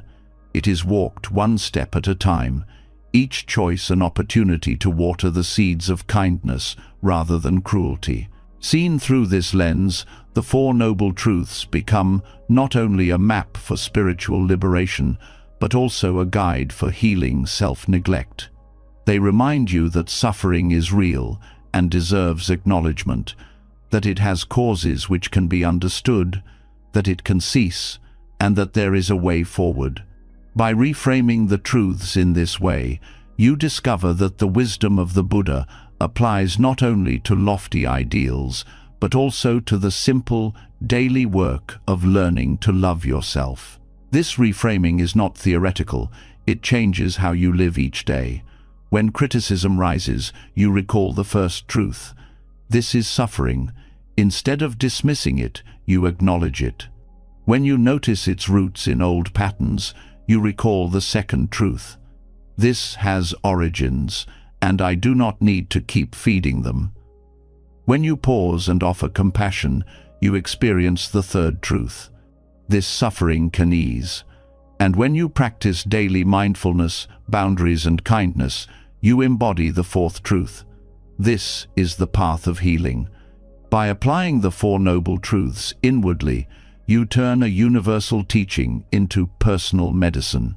The philosophy becomes intimate, showing you not only how to face the world, but how to face yourself with gentleness. And in doing so, you discover that the end of self-neglect is not just possible, it is already beginning in the moments you choose compassion over harm. Reframing the Four Noble Truths through the way you relate to yourself shows that healing self-neglect is not only possible but part of the very path to freedom. You see that suffering is real, that it has causes, that it can be eased, and that there is a way forward. Yet for these insights to take root, they must be lived in tangible ways. One of the most overlooked yet powerful practices is generosity dana. While it is often spoken of as giving to others, its spirit can also be turned inward. When you learn to give to yourself with the same openness you extend to others, rest, nourishment, and joy become acts of profound generosity. Directing generosity inward begins with redefining what it means to give. Many think of generosity only in terms of money or material gifts, but in Buddhism it is broader. It is the willingness to offer what supports life, eases suffering, and brings joy. Applied inwardly, it means recognizing your own needs as worthy of care. To rest when tired, to nourish your body with food that sustains, to allow yourself joy without guilt, these become acts of dana. They are not indulgences but gifts you continually offer to the being you live with most closely, yourself. The first step is granting yourself permission. For many, self-neglect arises from the belief that care must always go outward, that giving to oneself is selfish. But this belief ignores the truth that your well-being is the ground on which your compassion for others stands. If you are exhausted, starved of joy, or empty of energy, your giving outward will be thin, forced, or resentful. By practicing inward generosity, you replenish the source from which outer generosity flows. Rest is one of the most essential gifts. In a culture that glorifies productivity, rest is often treated as laziness. Yet, from the perspective of dana, rest is generosity to body and mind. It is the offering of space to recover, to breathe, to renew. Without it, you deplete yourself until even the simplest tasks feel heavy. To lie down without guilt, to pause between tasks, to allow yourself a night of deep sleep. These are not trivial but profound acts of kindness that honor the truth of your impermanence and vulnerability. Nourishment is another form of dana.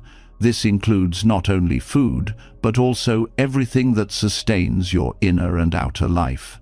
To choose meals that bring both health and enjoyment, to drink water when thirsty, to feed your mind with uplifting words instead of constant criticism, these are ways of giving generously to yourself.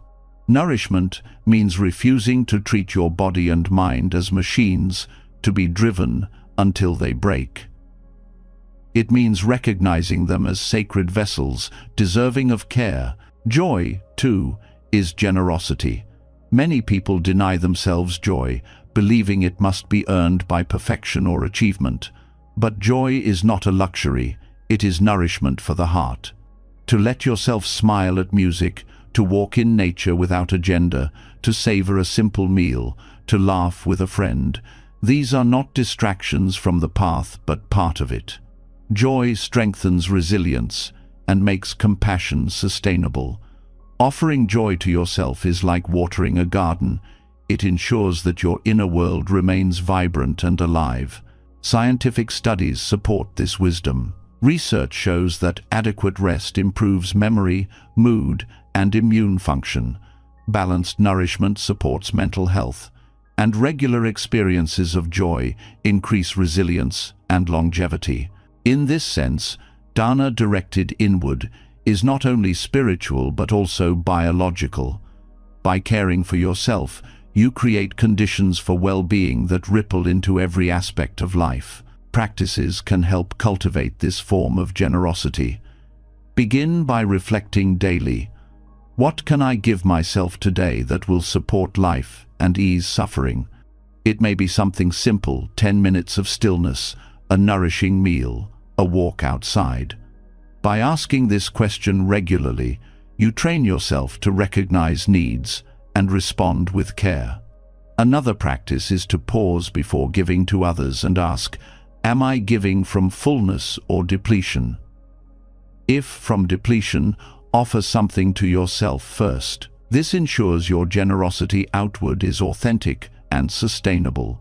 Meditation can also be shaped around this practice. As you breathe, silently offer yourself phrases, may I be rested, may I be nourished, may I know joy. With each inhale, imagine receiving these gifts. With each exhale, imagine releasing guilt or resistance. Over time, this meditation rewires your relationship with self-care, making generosity toward yourself feel natural rather than selfish. On a deeper level, dana inwardly dismantles the cycle of self-punishment. Harshness often convinces you that you do not deserve care, that you must earn it. Generosity interrupts this cycle by giving freely, without condition. You do not need to be perfect to rest, to eat, to smile. You deserve these gifts simply because you are alive. This truth, repeated through practice, erodes the foundation of self-criticism and replaces it with trust. Generosity inward also transforms relationships. When you are nourished, rested, and joyful, your presence with others changes. You give not from obligation, but from abundance. You can listen without resentment, care without exhaustion, love without fear of depletion. In this way, dana directed inward does not isolate you. It strengthens your ability to serve. Ultimately, dana inwardly is about remembering that you are also a recipient of compassion. The same care you would extend to a loved one in need is the care you must also extend to yourself. Rest, nourishment, and joy are not indulgences but sacred offerings, reminders that your life is worthy of kindness. By practicing this generosity daily, you transform self-care from occasional relief into a constant rhythm of compassion, sustaining both yourself and the love you share with the world. When generosity is finally directed inward, rest, nourishment, and joy stop feeling like luxuries and begin to reveal themselves as essential forms of love. You learn that caring for yourself is not selfish, but a natural extension of compassion, a way of keeping your heart alive and your energy steady. Yet, even as you practice giving freely to yourself, there may still linger the silent weight of impossible standards, the demand to be flawless, to embody the perfect self, and to live up to ideals that were never real to begin with. These standards are heavy because they feel solid, unquestionable, permanent. The Heart Sutra offers a path of release through its most famous teaching. Form is emptiness. Emptiness is form. This phrase is often recited but rarely allowed to touch the heart where perfectionism hides. To understand it inwardly is to recognize that the image of a perfect self you chase has no inherent existence. It is empty not in the sense of worthless, but in the sense of lacking fixed, independent reality. The harsh standards you impose on yourself are built from thoughts, cultural pressures, memories, and comparisons. When you look closely, you see that there is no permanent, perfect self waiting for you to become it. There is only the process of living, changing, unfolding. Releasing the illusion of the perfect self begins with seeing how tightly it grips your daily life. The thought that you must always perform better, look better, achieve more, these are forms you mistake as solid truth. But emptiness reveals their fluidity. Standards change across time, across cultures, across circumstances. What seemed essential yesterday may dissolve tomorrow. By recognizing their emptiness, you free yourself from treating them as ultimate measures of worth. At the same time, the teaching "emptiness is form" prevents emptiness from becoming nihilism. It reminds you that while these standards are empty of inherent reality, they still appear and affect your experience. They are not to be denied, but to be understood as transient. You can engage with goals and values, but without clinging to them as ultimate truth. This balance allows you to live fully without being enslaved by harsh ideals. The first layer of this practice is noticing how harsh standards arise in thought. When you hear the inner voice saying, "I must never fail," pause and ask, what is the form of this thought? Where does it come from? By tracing its origin, you see it is constructed from memory or external expectation, not from some eternal law. In that seeing, the weight of the thought begins to dissolve. Another layer is examining the consequences of clinging to these standards.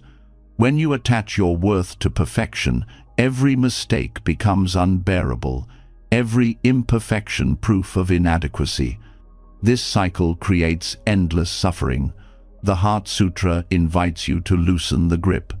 By recognizing the emptiness of the perfect self, you begin to see mistakes as natural expressions of impermanence, not as violations of an impossible standard. Meditation deepens this insight. Sit quietly and observe the body. Notice sensations arising and fading, no fixed form remains. Observe thoughts appearing, dissolving, replaced by others. Ask yourself, where is the solid self that must be perfect? Each time you search, you find only emptiness, only changing conditions.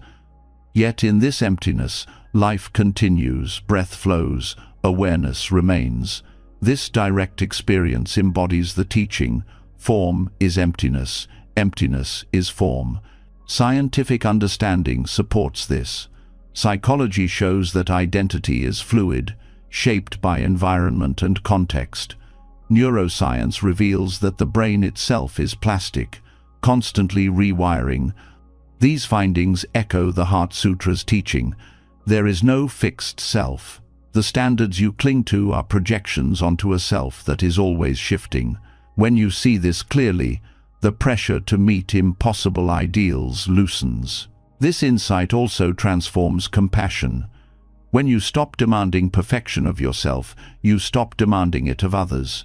You see their struggles as conditions, not as failures of an unchangeable essence. This softens judgment and fosters empathy. The same liberation you give yourself extends outward, creating relationships rooted in acceptance rather than comparison.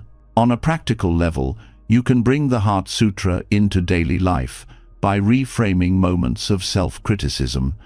When you think, "I should always be strong," remind yourself, this is just a form, and forms are empty.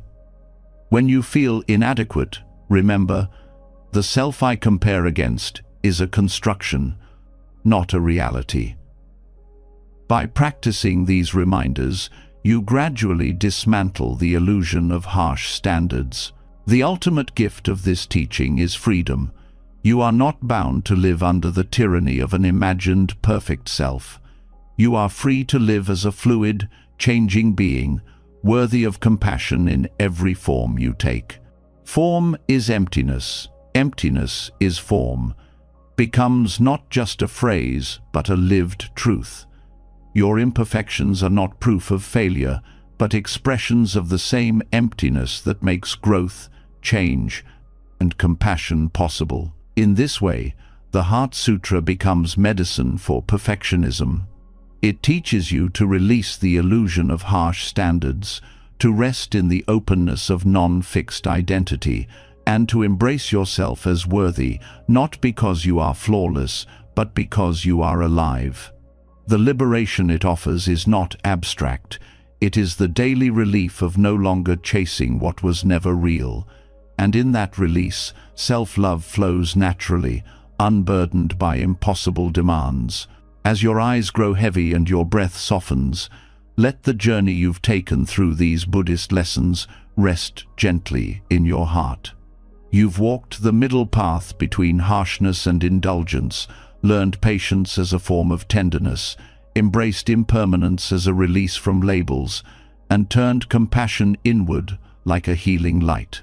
You've discovered that the demons you once feared can be befriended, that each sound can call you back to care, that boundaries can protect rather than divide, and that generosity, rest, and joy are gifts you are allowed to give yourself.